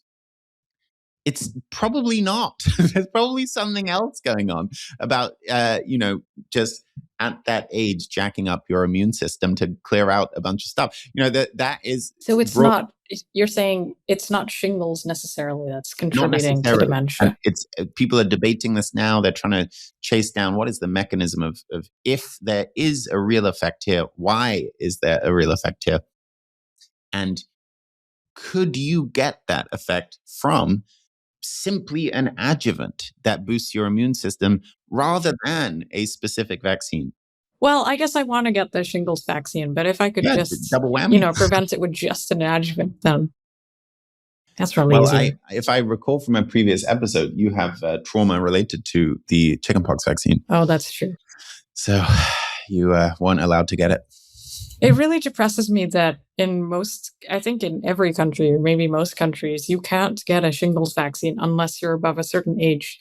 And that age is like 50 or 65 or something, even though lots of people younger than that get shingles. Yeah. I mean, some countries recommend it 65 plus. The US is now recommended at 50 plus. Imagine if there is a preventive effect against Alzheimer's and we're just YOLOing it. And it's like, what the hell? We could be reducing Alzheimer's. So yes, that is a fascination of mine. And I am still reading up on it. But why are you skeptical? Why am I skeptical? I think, so there are multiple reasons that I'm skeptical. One is that, okay, it seems like there are many vaccines that are linked to a lower risk of dementia. Not just shingles, but flu and DTP and various others as well. And I have to say, when I see results like that, I'm like, what if they're all just confounded? What if it's, healthier people tend to get these vaccines and they have a lower chance of developing dementia? That doesn't really apply to the study that you mentioned, of course. But I have other reasons for skepticism there. One is the specific way that these studies were done is, as you mentioned, they're looking at a particular birth date where after that birth date, people were offered the vaccine and people before that birth date weren't. And even though these are, somewhat large studies, when you're doing that comparison, the thing that matters most is how much that drop is just before and after that cutoff.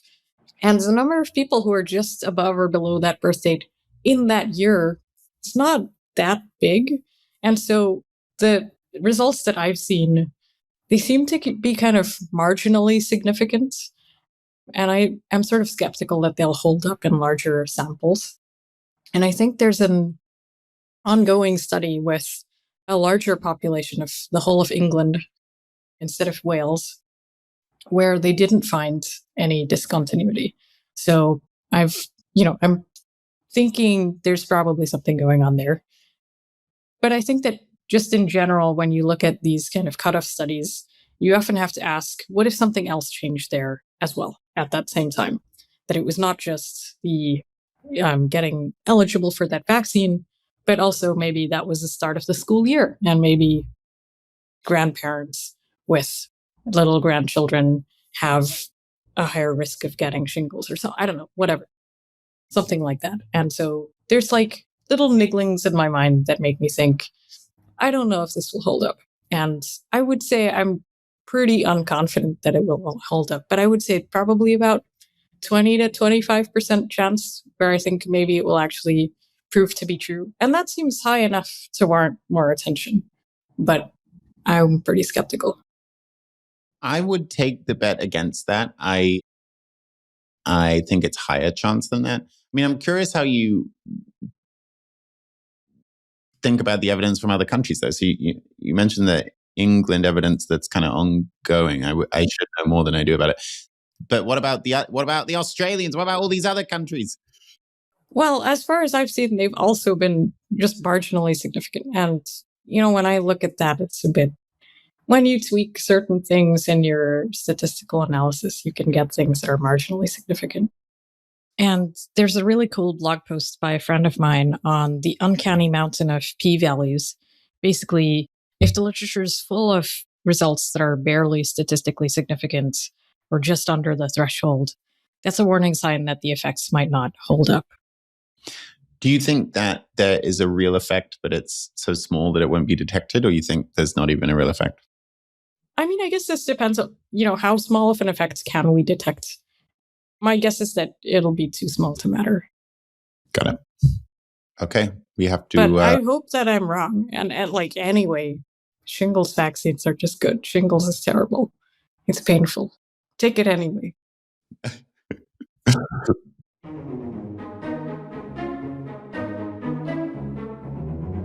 Okay, so let's just step back for a second. Could there be more drug repurposing than there is? Is this a panacea, Saloni? What do you think?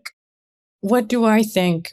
Well, I do think with many of the examples that we've talked about, we only found out that they could be used for something else pretty late. So with aspirin, for example, that's been used for over a century. But people only really established that it could be used for cardiovascular disease in the 1980s. Then there's, dexamethasone during COVID. That was originally an steroid, and it took public funding to run a trial to find out that it was useful for COVID as well. There's another one I read about recently called moxidectin. Yes, moxidectin. Yeah. Right, which was originally developed as I think, deworming drug for animals. Is that right? Yeah, I think so. It was a veterinary drug in the 1980s, and people had thought, oh, maybe we should try this out for worm infections in humans as well. But there was just not really a market for that because people who are most affected by that live in poverty. Their children in poverty in Africa and South Asia, for example. And so there wasn't really interest in funding the trials for it and actually proving out that it works and getting it to market until a nonprofit did that in the 2010s and more recently. And their trial showed that it could cure 70% of whipworm infections in kids in Tanzania. So my view is, okay, there are a bunch of examples where it took really long to figure out that these drugs that were already there were going to be effective for something else. And that suggests to me that there must be other drugs right now that are going to take a long time to be found effective for something else. So that's my optimist take on that. Okay, let me be pessimistic then. If a drug had a really useful use, you usually spot it because people taking it will experience that side effect. And everything else is minor in comparison. What if they don't have the other disease, though? What if they're quite different things? There isn't that much overlap. You got me. Well, the more public health benefit you want, the more it has to be a common disease. But it is true, unfortunately. Wow, I didn't manage to stay skeptical for very long, did I? It's true that you can often, there are many diseases out there and you won't have collected evidence for the utility against most. That's true. I guess one reason that, when I first heard about this topic, I was pretty skeptical. And I was like, isn't pharma already doing this? Aren't they already testing for whether their drugs work for multiple conditions? Because if they did, then, that's a larger market. That's more money. Why wouldn't this be happening? And I also, I know that pharma companies individually have hundreds of thousands of compounds in their libraries, and often they will just mass screen all of them against the diseases that they're interested in. And so aren't they just doing this already? How can there be more that we haven't found? What I would say to that is that presupposes we understand these diseases, and we usually don't. So you can't actually do a screen that tells you the truth, because diseases are very complex and manifest in ways that are not just about cellular receptors, And so often you discover these things that you wouldn't expect just in virtue of complexity of the body. So that one, I think screening can't be the whole story. Well, it also sort of made me think that often when pharma companies are testing these, hundreds or thousands of drugs, they often start with a disease or they start with a target and they're like, which of the many drugs we have work against that target? I think it's less common that they have all the drug compounds and they're like, which of the hundreds of different diseases do these work against? Because that's like way too many combinations as well.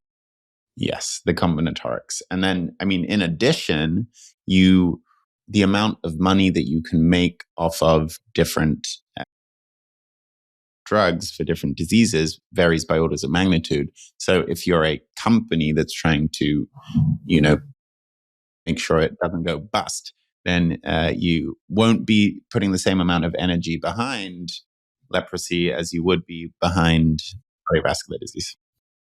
One other reason that I am a little bit skeptical, or was a little bit skeptical, was lots of attempts at repurposing drugs have failed.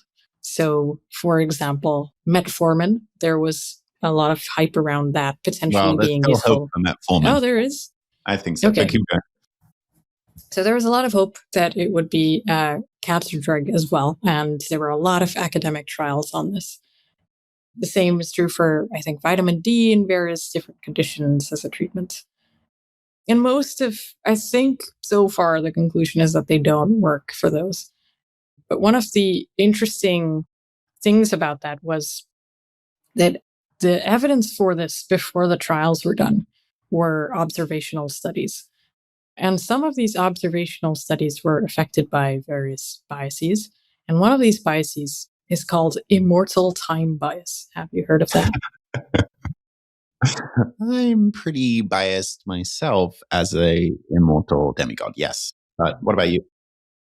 I had heard about this for a long time and I was like, why is it called that?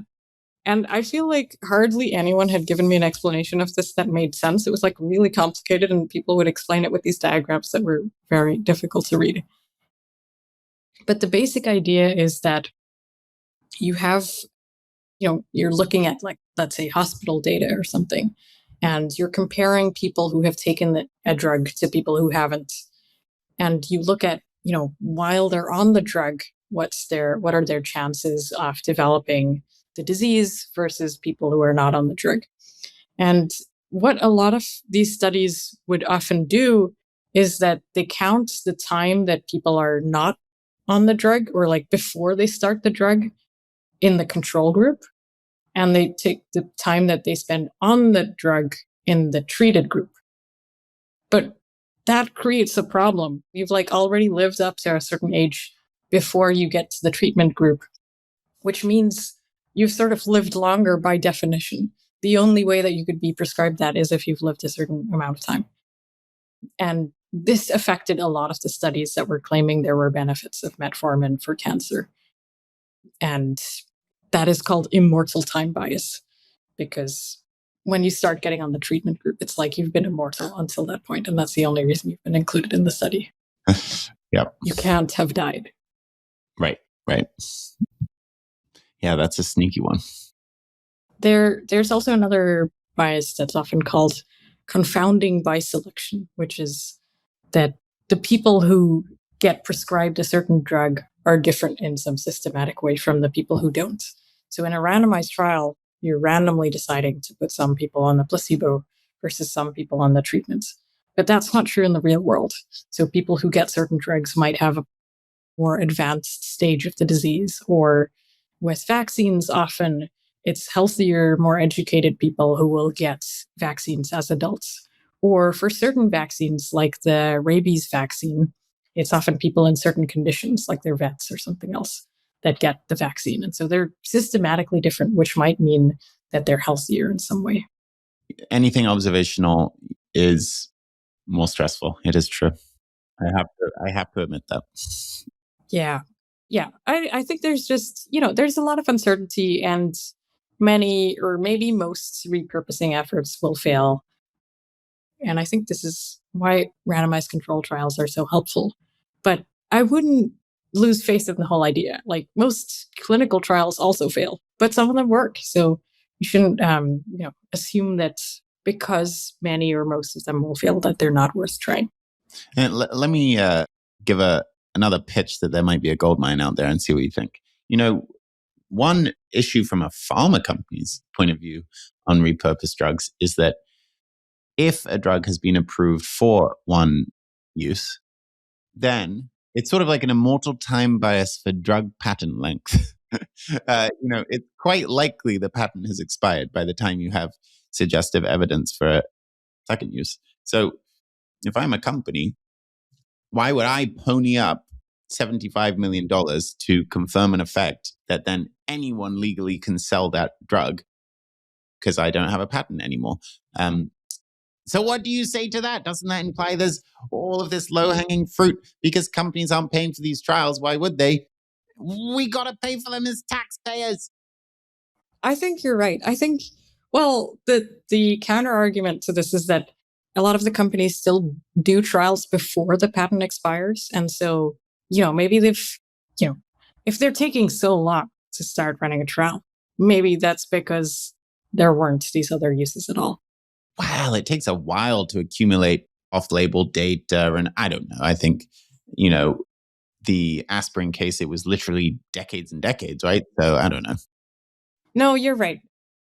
Now, what I will say is I just have to give a shout out to one of the best trials of all time. Any guess which trial that is? I don't know. What are you thinking of? Recovery? Yes, recovery. Yes. Okay, so let's say you find yourself in 2020, which I do not recommend. Then for many reasons. For many reasons. There's an issue you face, which is a incoming global pandemic. And if you want to develop a drug against COVID from scratch, it's going to take a while because it just came out of nowhere. So it's a great time to see whether there's a repurposed drug that could work. However, most of these drugs are off patent, because they have been around for decades. And time is of the essence. So what do you do? Well, if you are Martin Landry and collaborators and Peter Hornby, I believe, at the University of Oxford, and if you are the UKRI and MRC, the two funding agencies in the UK government, and then later, if you're the Wellcome Trust and the Flu Lab, what you can do is fund a trial that has many arms, and you have people who are like, hydroxychloroquine is going to prevent COVID. Great, chuck it in the arm. We're going to test. We're going to have some people on a control group. Okay, what about dexamethasone? No, that's very dangerous. You don't want to be giving people steroids. Well, let's try it out. Chuck it in the arm. And they had all these different arms. And then by June 2020, which is months before vaccines, they had managed to find that hydroxychloroquine didn't work, some other things didn't work, and dexamethasone did work. Oh my God. And within the day, they had to confirm that it wasn't spurious. They really double checked the data before that press release went out. And then within the day, the NHS system in the UK absolutely flipped and said, okay, if anyone comes in, gets hospitalized with COVID, now we know what we can give them. It's going to reduce the chance of death. Just absolutely stunning result. And people have tried to model out how many lives that saved. The most prominent modeling, which I haven't gone deep to vet myself, but suggests that within 12 months, that saved 1 million lives around the world. Oh my goodness, just unbelievable. And you could not have known ahead of time. People were saying all this different stuff. People were making all these different predictions, and they got the data. Oh my gosh. I mean, this is the thing. People have so many hypotheses, and it's hard to know which ones are actually going to work. And there are probably some good reasons to believe all of them might have worked. It's so useful to actually run the trials and figure out which ones they are. The wonder of repurposing saved millions of lives. Completely. And I think that when you look at, okay, how can we repeat that for different areas? My suspicion is that you're just not going to have many areas where you're getting a 90% reduction from a repurposed drug. And then maybe you will have some areas where you're getting a 20, 30% reduction. So, okay, you got to be kind of looking for these population-wide things. And that sort of changes the catchment area a little bit. It makes you want to go cardiovascular. It makes you want to go maybe Alzheimer. But I'm not so sure it will be... I guess I hold out less hope for 90% reductions. I think that brings me to another reason for optimism, which is that some diseases just don't have a large enough commercial market that companies would even be willing to try to test them for them. Like they're not interested in repurposing something for a tropical disease where, there isn't that much money in developing those drugs anyway, or diseases like addiction or something like that, where people who have them aren't able to pay for them. And so that makes me think there are a bunch of diseases like this where we don't really have the incentives for pharma companies to test them, even if they are on patent. Yep. I think the other one, we mentioned a few vaccines, but I think this also applies to vaccines, especially because if once they're universally recommended and you test them out for a different thing, you're not going to get a larger market from doing that. It's going to be, you've already put it on the market. It's already recommended to everyone. You're not really going to get much more of a benefit from doing that. I disagree on that one. I think GSK has a massive incentive to test Shingrix against Alzheimer's because the Shingrix vaccine, it's not exactly your top priority for everyone. That, something like a third of people who are eligible actually get it. And it's a painful vaccine, massive adjuvant jab. So a lot of people don't go back for their second dose.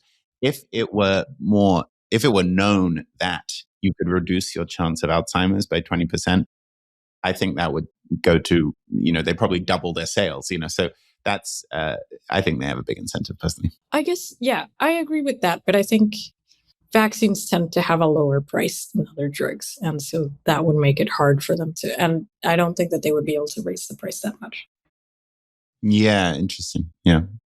Well, I think the last reason is that I think, if even though there is this economic incentive to testing drugs for new conditions, that incentive is going to kind of run out once the patent expires and generics enter.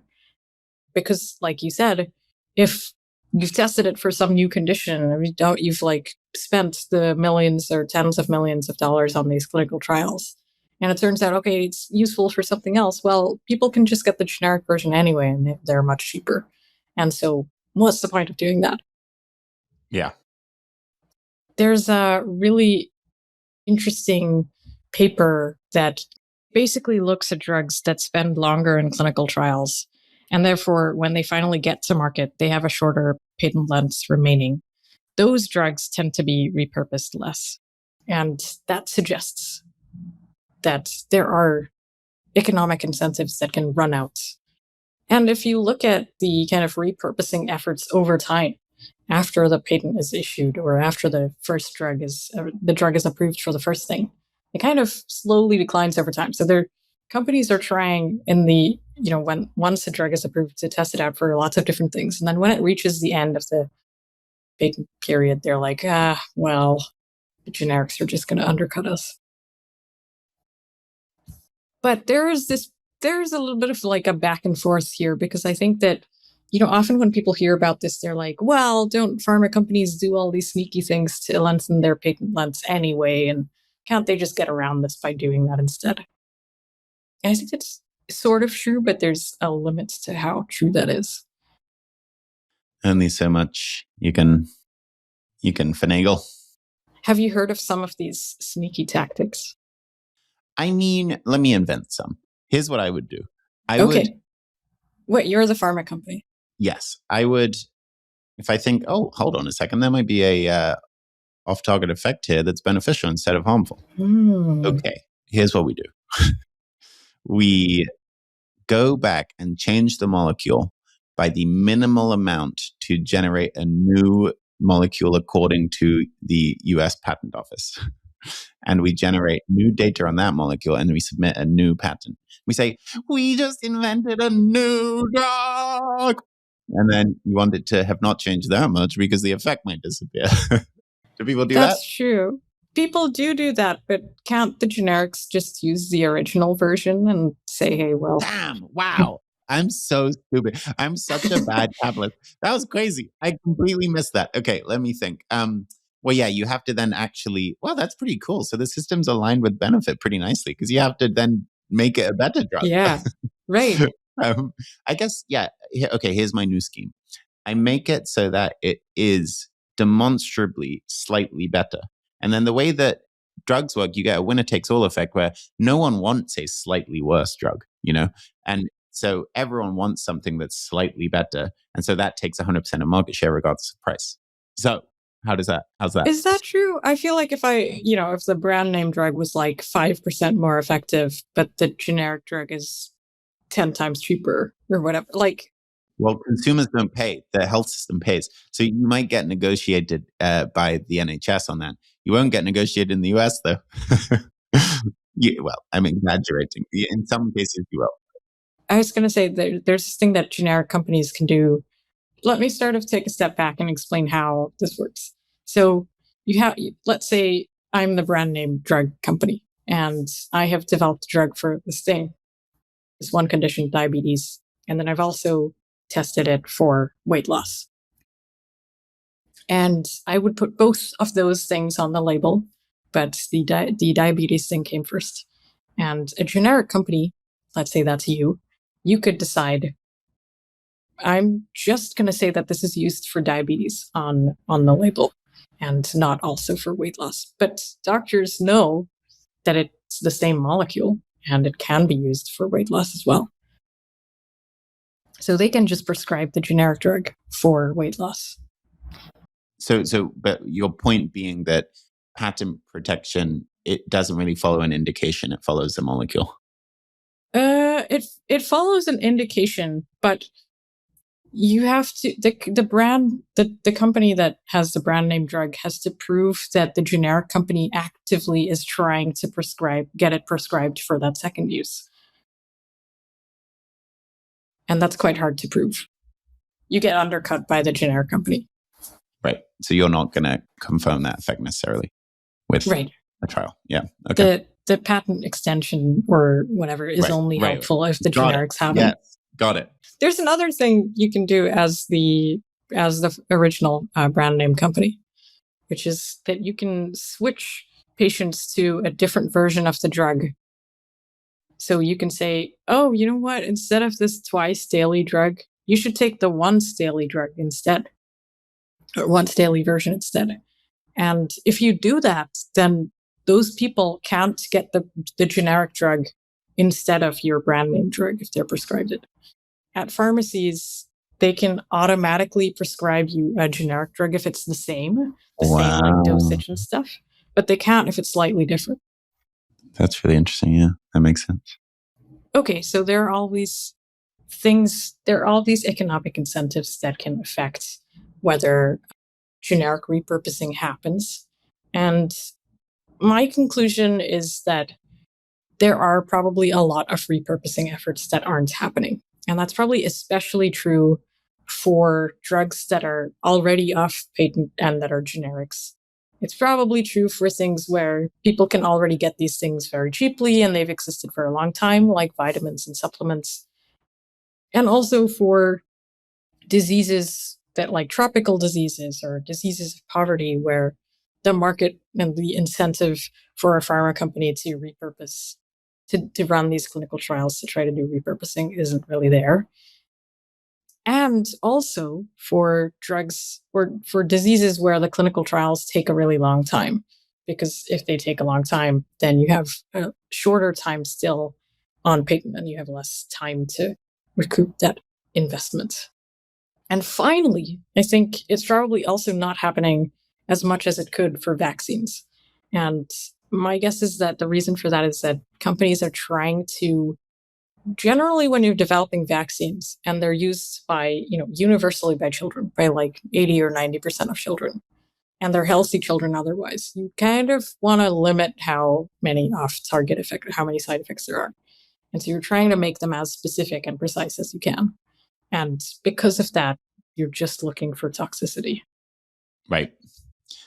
I would add in the optimism column as from this episode for me is it's just so nice that for repurposed drugs, you have an existing large safety data set. So the existing safety data is just such a boon. And so if you can find these repurposed off-patent drugs to, put through a trial as a government funded or philanthropically, you're going to get further than if you're just picking a random molecule. Now, I will give my pessimistic take from this episode is that I don't think you'll get many miracle drugs, in the sense of, I don't think you'll have these massive cures and reductions. I think you're going to be improving various markers similar to the weight loss drugs by meaningful amounts. Maybe you'll be reducing your risk of heart attacks by 10 or 20% with something, or reducing your risk of Alzheimer's if we get a repurposed drug for Alzheimer's. But I don't think we'll get an Alzheimer's cure this way. Aww. Sorry. Well, you don't even think the shingles vaccine works. Well, I don't think the shingles vaccine works for dementia. We have to come back in 5 years and see who was right about that. We definitely should.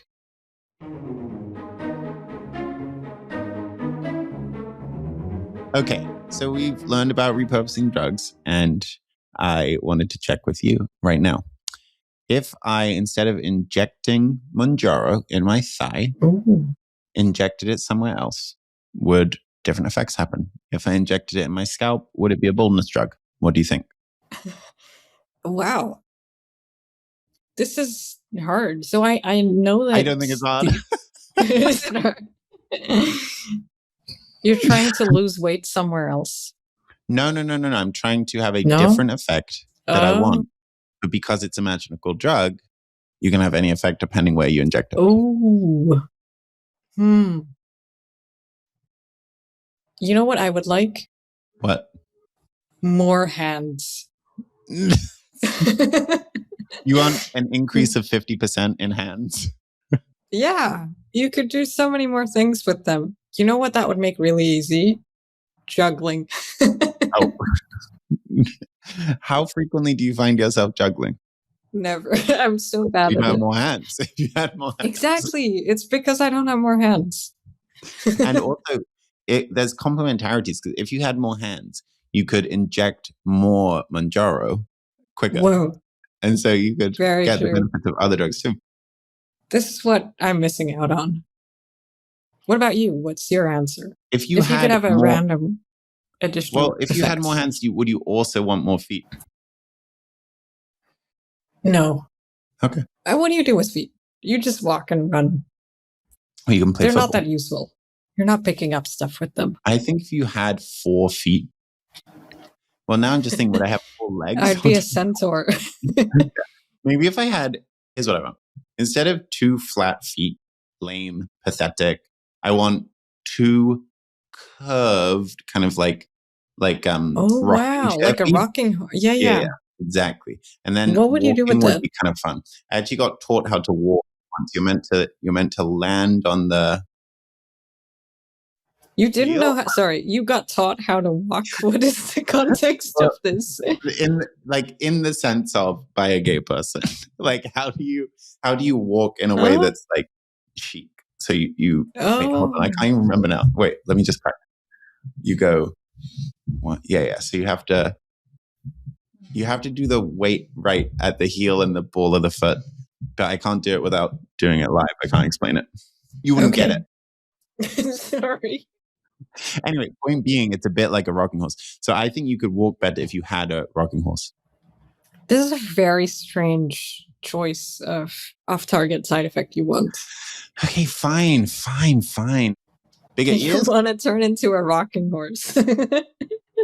Let's see, what else do I want? Maybe it would be nice if you had the thing that would just give you massive muscles, would you do it? I guess we do have that. It's called a steroid. I think, yes. We're not massive, but bigger. Well, no, I don't take steroids. I just entrapped you. I'm actually a police person. Oh no. The other thing that made me think of was I would love to be taller than I am. I'm very small. Well, they have that too, growth hormone. It's too late for me to take that, isn't it? I think it's when you're growing up. It's true. I used to I used to stretch more. When I was a teenager, I was like, maybe if I stretch more, I'll get That taller. is actually so depressing. The you were like, do they still have any of the torture racks that they used? Well, not that extreme. I don't know. Like I just thought it was. I was like, maybe this is one of those things that's like a use it or lose it situation. The more you stretch, the more your body is like, oh, she needs to be taller than she is. it consents. Yeah. I guess I'm trying to think, would I want a tail? I don't know if I need a tail. What about a tail that can drop off and regenerate itself? Definitely better than a tail. I mean, why not have the Right. optionality if you're going to have a tail? Yeah. I think if I had a tail, I'd want it to be like really long. Like, to do what with? Just because to like curl around my legs, to like Rapunzel. to sort of, you know how Italian people will gesture with their hands? I want to gesture with my tail. Well, I was thinking of Rapunzel. You could let down your tail and someone could climb up and. But I live on a first floor. Right. Yeah, that's not very useful. People are always trying to climb in. Anyway, she uses her hair for martial arts, which presumably hurts, as a weapon. Yeah.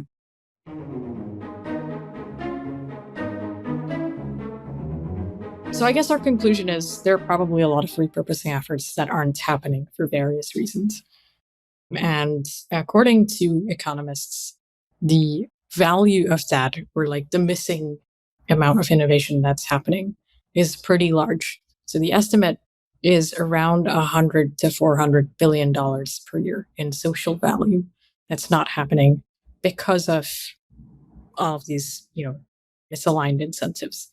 And so this seems like a really important problem to solve. And what's helpful, as you mentioned, is that these are drugs that are already approved for something. So we already have lots of data on them. And it wouldn't be that hard to test them out for new conditions as well. So with that in mind, what are some of the, not the scientific things that can help with drug development, but some of the economic or regulatory or, related to patents policy? What are some things that we could do that would improve the system here?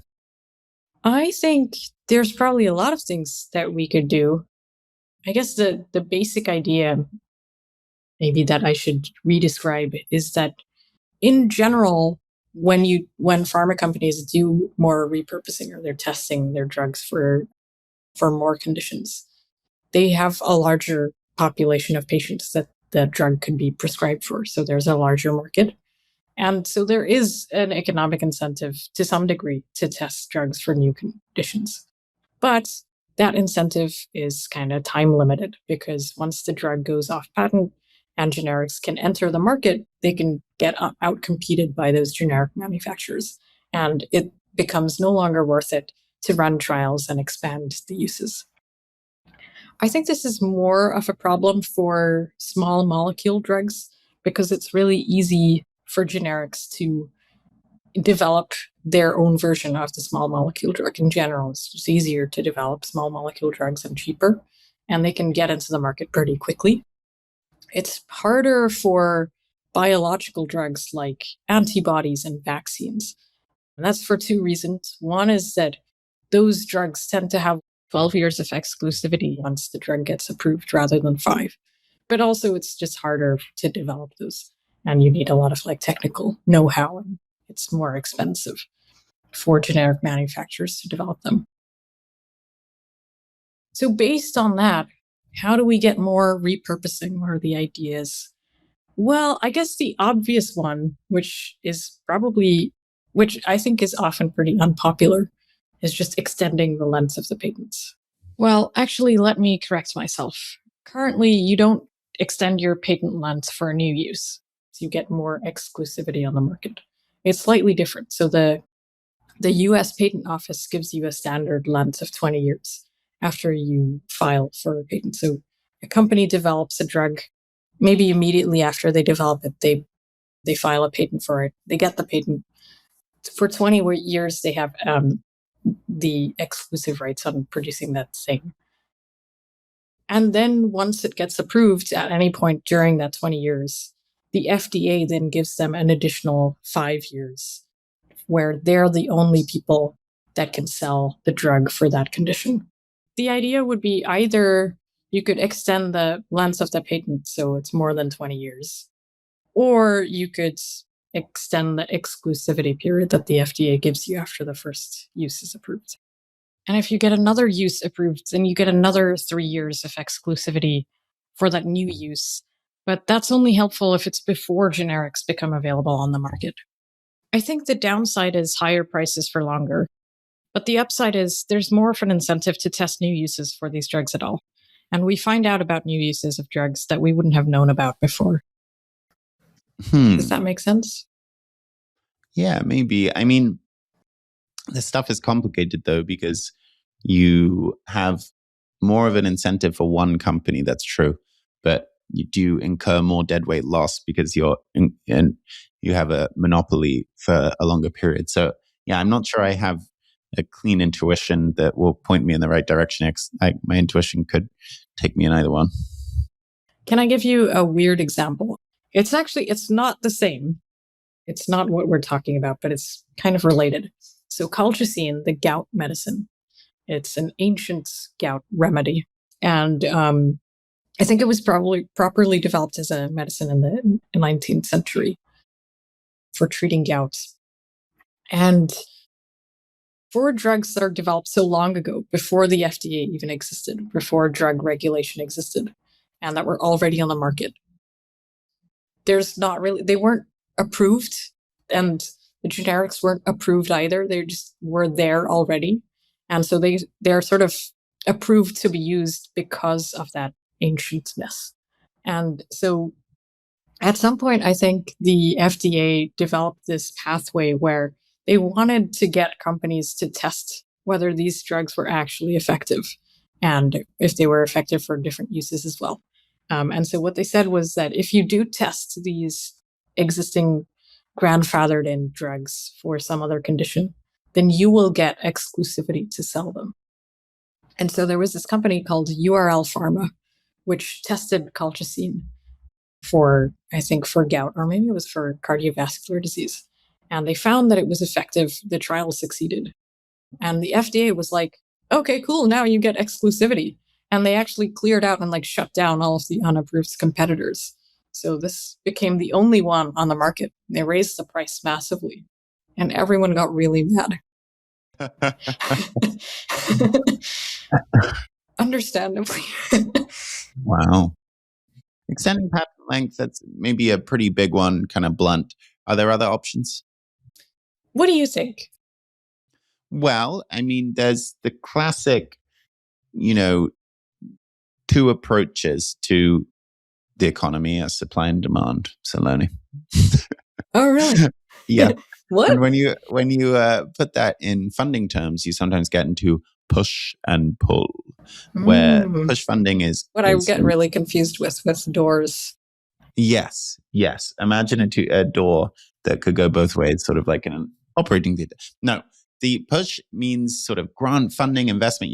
There's money coming from some financial entity into some operating entity to run trials or to do something or other. Then pull funding is on the demand side. You're saying, okay, because you're not going to get a big payout because of all this generic entry, we have some other way of paying out. So it's like, if you develop the thing, we'll pay you. Exactly. Whereas the push funding is like, we'll pay you to try to develop it. Exactly. Yeah. So I would look at both sides of this. I would say, if there's a market failure in the sense of there's not a private incentive for companies to generate this knowledge about whether a drug works, well, number one, you can make grants to those companies, to other entities to generate the knowledge. That's push funding. And number two, you could create prizes or payoffs of some form out the other end, where you say, okay, it's not that you're going to be able to charge a ton for this drug because there'll be generic entry, but whoever can generate the knowledge gets a big payout. Here's $100 million prize. So those are the two things that come to mind. What do you think? I really like those ideas. I think that maybe they're useful in different situations. So with a prize, you're giving a prize for someone who can successfully test that a drug succeeds. And why would you do that? Like, why not just pay the company, or why don't you just run the trial yourself? And I think often the prize is more helpful when you're not sure what the succeeding drug or vaccine or whatever will be. And you're like, you guys try it out, and you guys fund the trials. And if you made the right bets, you'll succeed, and we'll get this prize at the end. And I think maybe what's difficult about a prize is actually deciding how much the prize should be. What if it is really obvious and you just didn't know that, and you might as well have just funded the trial? That said, one of the nice things is you only have to pay out if it's successful, depending on how you design the prize. So what if the prize is too small, though? that's true. Then you have dangled something that hasn't had any effect. But it's better than paying for a bad outcome, which happens all the time in grant making. That's true. Well, I guess with the prize, the other thing is that, especially if the thing is already a generic drug, you have a prize for showing that it works. And then immediately the generic drugs can be used for a very low price. I think the other side is, maybe you have examples of this where you were pretty confident that certain things might work. And so why not just fund those research groups themselves instead of having a prize or something at the end? Laying my cards on the table, my biases are often in that direction. That's because I am a grant maker, though, in my day job, where, people say, but how are you going to pick winners? I mean, what if you don't know? And I'm like, well, but I do know. Like, how bad do you think I am? Come on. No, I basically think that economists often have an instinct of, you don't know anything, so you have to let the market decide. And if there isn't a market that works, you have to create a market. And, that's a healthy instinct in some cases. And then people like me think they know things. So I'm kind of like, well, yeah, but actually I'm pretty sure we should fund this one and this one, and it might actually go pretty well. So yeah, I mean, there's a healthy tension between the two. I think you want to be looking, the cases where the pull funding and prizes appeal more to me, when you have some reason to think that there is knowledge and data that's dispersed throughout different firms and the economy broadly, that you're like, oh yeah, I definitely don't know. And so in some cases, I can point to those better than others. Like, I'm sure that there is internal data on how different drugs get used that I've never seen, that will be useful for some companies making a decision about whether to go after this prize or not in some circumstances. So there, I'm not omniscient. That makes sense. I guess there's also, even with the pull funding, you have to have some people to decide that it's worth the investment and to do the push funding. You have the prize at the end, but you need the companies or the researchers to decide that they think that their own candidate has good enough chances that they'll fund the trials to get to that finish line at all. Indeed, which means that the prize has to be much larger than it costs to run a trial, because there's some probability they'll fail. Yep. Have you heard of Casper? I have heard of Casper. Do you mean the addiction thing? The ghosts. I hear him right now. So they're the Center for Addiction Science Policy and Research, Casper. And they've proposed a program that is trying to help do repurposing for off-patent drugs and supplements. So their idea is that there should be a program that is led by the NIH that funds and runs many trials for off-patent drugs, peptides, and supplements, and to see whether they work for other conditions. So that is an exact example of, one of these push funding uses where you're paying directly for the trials. And also the recovery trial that we mentioned. The recovery trial was some of the best push funding we've ever seen. I mean, genuinely, if you run the numbers there, my goodness, that cost, maybe $20 million. The first year was, that's over 1 million lives in trial. I mean, that's just shocking. But you don't get many trials that are as urgent as that, in the sense of, we have no treatment for this new thing. I think that one was also maybe cheaper than usual because it ran through the NHS, the UK's public health system, where people were already, in hospital for COVID. And it was just an extra additional 1 or 2 page form that they had to sign to be participating in this trial. And they'd randomly get assigned to one of the many drugs that was in the trial. And it wasn't very much of an additional cost. It wasn't like running a separate trial and did these different academic centers or hospitals. It was already people who were already getting treated for stuff. Yep. Yeah. I mean, if you as a listener happen to be in the recovery trial, you are a complete king legend. That is so epic. Thank you for doing that. And that applies to all of our listeners who've been in trials. I know a bunch of you have. It's so cool. It's like, it is a great, it's just a wonderful thing to do for other people. So I am glad that we have some of our listeners are so kind as to give to the rest of humanity. Right. Have you, I think maybe in a previous episode, you also mentioned Eve Bio, which is kind of working on this as well from a scientific perspective. That is right. And full disclosure, I am such a fan of Eve Bio that at the OpenAI Foundation, we just gave them some money to do more stuff. Oh, cool. But yeah, they're amazing. Tell me more about them. Well, they are they're a repurposing outfit in some sense, although we actually funded them to do something a little different. But they're taking in their original mission all FDA approved molecules and running them all against a set of receptors on cells and seeing what happens and generating a data set that they then just drop into the public domain as soon as it gets created. And that can give you more insights into, can you repurpose any of these drugs for some effect that you might not have thought? I found this really interesting, but I think when I heard about it, I was like, aren't pharma companies doing this already? They have these huge drug libraries.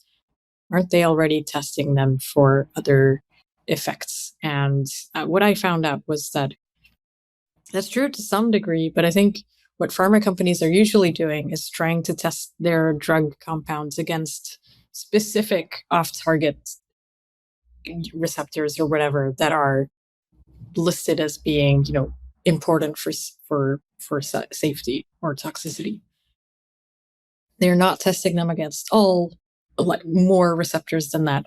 And also, as I mentioned before, you start with a specific disease that you're interested in, and you're testing the drug compounds to see when they affect the receptors involved in that disease.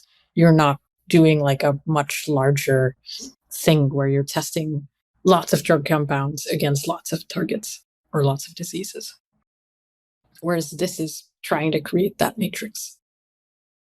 It's really cool. And there's lots of additional things you can do, lots of edits you can make, but what a cool start. That group in particular just is so into open data. You can just go on their website and you can start clicking around. Ooh, I read something else about them, which is that they're a time-limited single mission nonprofit. Is that right? They're a focused research organization. And yeah, they were originally founded with the idea of let's do this in 5.5 years. Oh, wow. And then once that happens, they were planning to shut down, but maybe they aren't anymore. We'll see. They're so good that they might accidentally stick around. But yeah, we'll see. I don't know. You'll have to ask Elaine, the CEO. She gets to decide. Oh, cool. Well, maybe they would just shut down that project and do something else. It's true. That's very cool. Okay, so let's do a quick summary of the different ideas we talked about of trying to get more repurposing. So the first one we mentioned was extending the patent term. And I think probably this is pretty effective, especially for drugs where there is a large commercial market for producing new drugs for that use, but it takes a long time to run clinical trials for it. And that eats away the patent length. Probably doesn't, well, it doesn't work at all for drugs where the generic is already on the market because the generic can just undercut them immediately. And it probably doesn't work very well for tropical diseases or rare diseases or diseases of poverty and addiction and things like that, where customers are too poor to pay for them. What about reimbursement for off-label uses? What is that? Well, what I've heard is certainly in a US context that a lot of what happens in terms of how you make revenue as a company, a drug company, is about reimbursement codes. Does that play a role here? It does, yes. So helping people track what off-label uses a drug is being prescribed for as well. And that could help you collect more data, which might suggest to you that this drug could be effective for something else as well. And then you might then run the trials for it. But also it can result in different pricing depending on which diseases they're being prescribed for. And that would give more of an incentive, I think, for companies to test these new uses. And we also talked about prizes and push funding with public or philanthropic funding. And with prizes, you can dangle a carrot at the end of a stick for different, it's large enough that different companies that suspect that a drug they're working on, which could be repurposed, even if it's off patent, end up paying for trials to confirm that. And then with push funding, you can directly pay for trials with different options, different drugs that might be beneficial but haven't been confirmed or tested yet. You know, whenever I hear the carrot on a stick idea, I'm always like, who is actually incentivized? You know what I mean? Like who the likes metaphor, right? Who likes carrots enough that dangling it on a stick is actually going to get something to happen? Yeah, I think it is either a donkey or Bugs Bunny, I think, are the two main sort of actors involved in this incentive scheme. Yeah, I wonder where that metaphor came from. I think it's mules. Oh, it's mules. Because it's carrot or stick, and unfortunately, I think the stick is hitting a mule. I thought it was a carrot on a stick. Well, like a fishing rod. That's like a fishing rod with a carrot. I think that's actually also how I visualize it. It's like the stick is sort of over the back of the head of this poor, Oh. mule. Yeah. And then it's sort of dangling carrot. And then so it's walking forward like, I'm going to get the carrot. I'm going to get the carrot. This is so sad. It's really sad. It's what people don't like to talk about. Wait, so the carrot doesn't get eaten at the end. It's just I think making them move forward. I think they've It's so depressing. It's really depressing. I believe in full emancipation for mules. Me too. I mean, you can just use robots or tractors for stuff, no? Robots don't even eat carrots. No, I mean for the things that you need the mule to do. Oh, I see. Got it. You were thinking of dangling a carrot in front of a tractor. No, I'm now just thinking about the humanoid robots, and yeah, you just dangle reward. All you have to dangle is a 1 instead of a 0. Right. Yeah. I mean, I do like carrots, but I wouldn't go out of my way. Yeah, I wouldn't continue to follow this carrot once I realized that I wasn't getting any closer to it.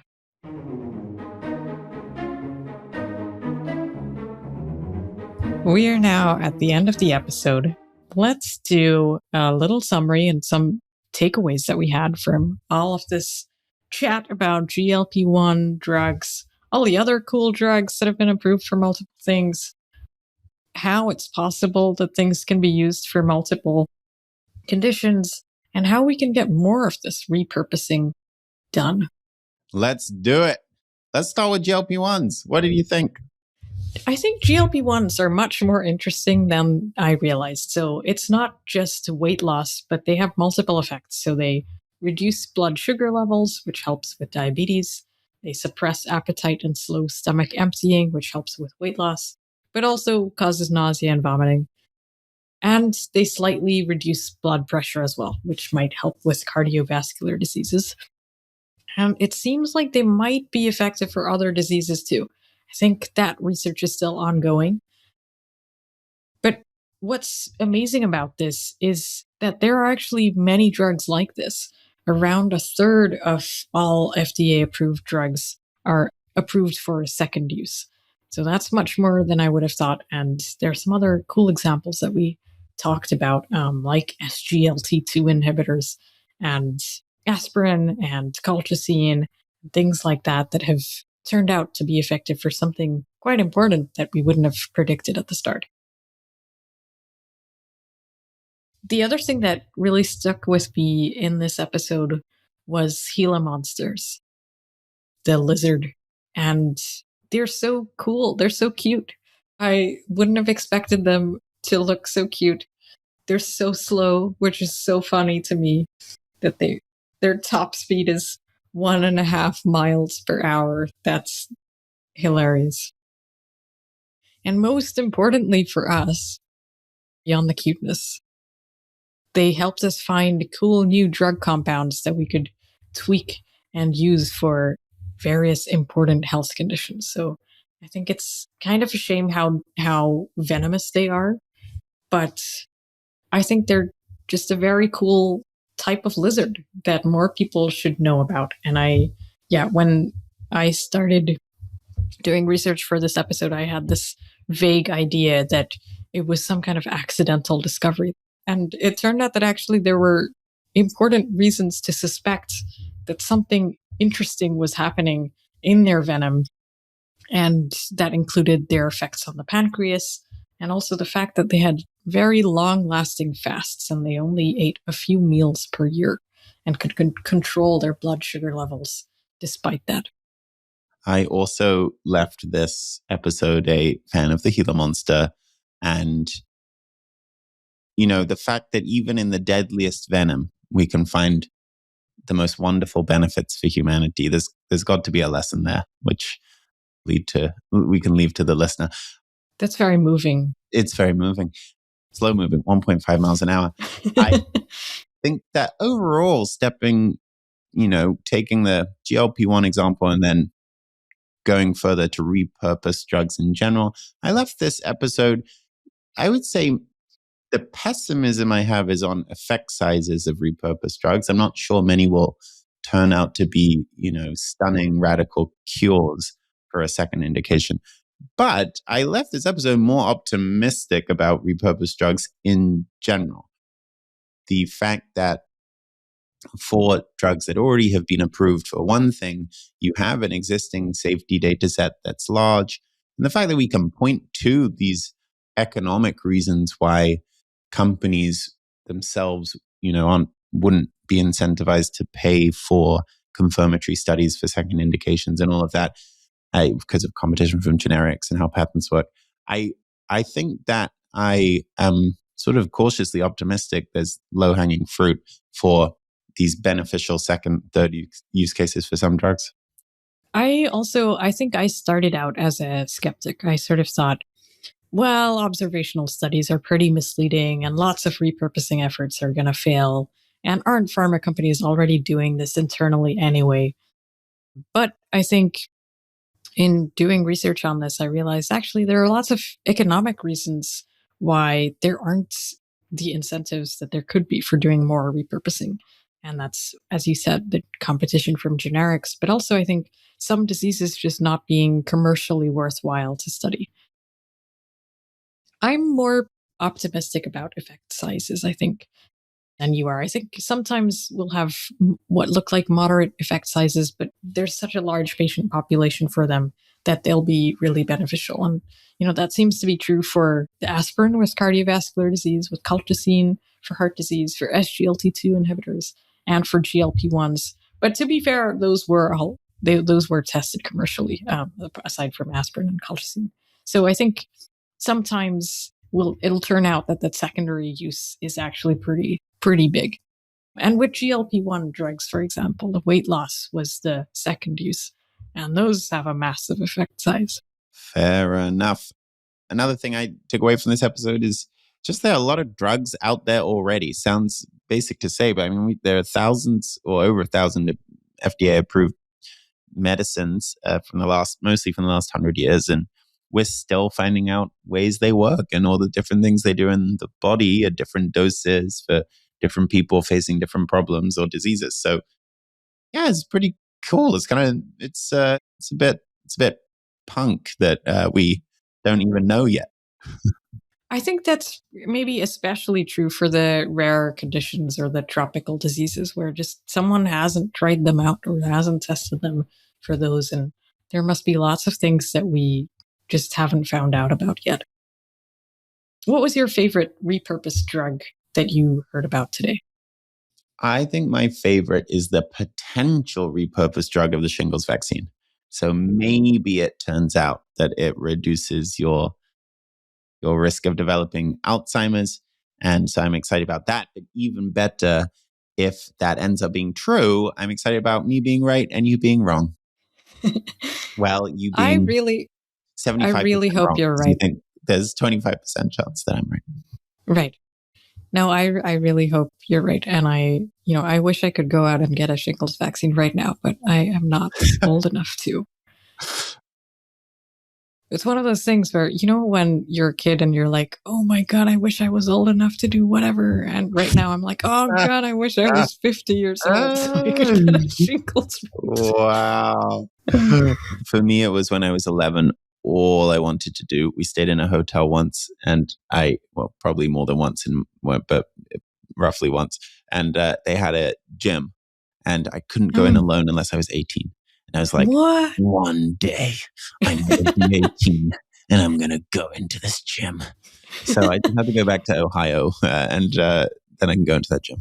I didn't know that there were age restrictions on gyms.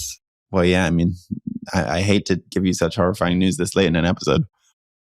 The other thing that I took away was I didn't realize how important this was as an issue. I didn't realize how large this social value of repurposing drugs could be. So the estimates that I described, they were conservative estimates that put it at hundreds of billions of dollars in social value per year of, allowing for more repurposing to happen. And under a hypothetical where patent terms were longer.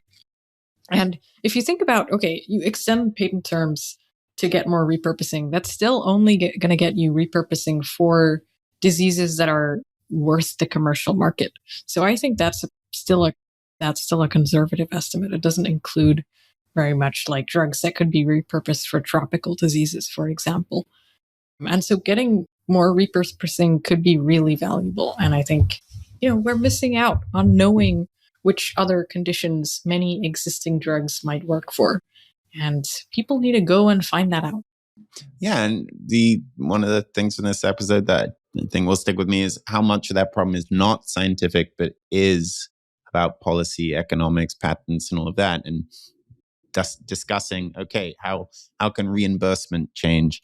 When should people run prizes for repurposed drugs? When should you, as a government or philanthropy, use push funding to fund off-patent trials and get more repurposing to happen? I think there's a lot more activity that could happen in those different areas that would be really beneficial. I think also what I learned from reading for this episode was just there are lots of these things already happening. Like there are incentives to some degree for repurposing your drug. You get an extra few years of drug exclusivity and stuff like that. Like people have tried a bunch of these things already, but we could be doing a lot more of them. What was your favorite idea to get more repurposing to happen? I mean, honestly, my favorite one is modeling more trials like the recovery trial. Have a platform trial with a shared control group. You can make adaptive as you go and have lots of off-patent drugs, but, companies can chuck in their on-patent drugs too if they want and test things against each other. That is my most exciting takeaway from this episode. I'm going to disagree with that. I'm going to say prizes, I think, are better. Prizes are better than the recovery trial? The best trial of all time? Well, maybe not actually. I think one reason a prize is better is that you don't have to, as a funder, you don't have to pick which drugs you think will succeed. And hopefully someone else has some better idea. But also, you could just get other companies to work on, funding the trials themselves. You don't have to pay for that. You can just pay for a prize, which is higher than the cost of one trial, but lower than the cost of funding all the trials. So why not? Okay, I'll meet you in the middle and say, let's do both. I guess you do need someone to do both in the end. I guess the other upside of that is that if the drug already exists and it's already on the market and maybe generics are already there, once you've given the prize for it, everyone can use it already. True. Well, the last thing that I found interesting was Eve Bio. I thought it was just really cool to have, this idea of initiative that is focused on one thing and then is planning to wind down after they finish that one project. But also just scientifically, this idea of testing out lots of combinations of drugs versus targets that haven't been tested before, and then publishing that as an open database that lots of researchers, academics, and pharma companies can use in the future. I think we need a lot more public goods like that, and it's just a really cool example of one. I'm with you. Okay, we've left this episode with a lot to do. I feel like we both have to get back to work, Saloni. We should get back to trying out some of these repurposed uses for ourselves. You and me volunteering for the sake of science. Each day we can do a different drug and measure the effect against each other. That's how a randomized trial works. I think so. It's a shame about immortality bias or whatever you told me about, because otherwise that would give all the data we need. All right. Well, thank you for listening. I hope you enjoyed this episode. And if you did, please rate us on Spotify or Apple. We occasionally get comments on Apple Podcasts, but we don't have that many. So if you could add a comment, that would be really helpful to us. Yes, thank you very much. We would really appreciate that. And feel free to take this episode, chop it up, repurpose it for your own use too. Goodbye. Bye.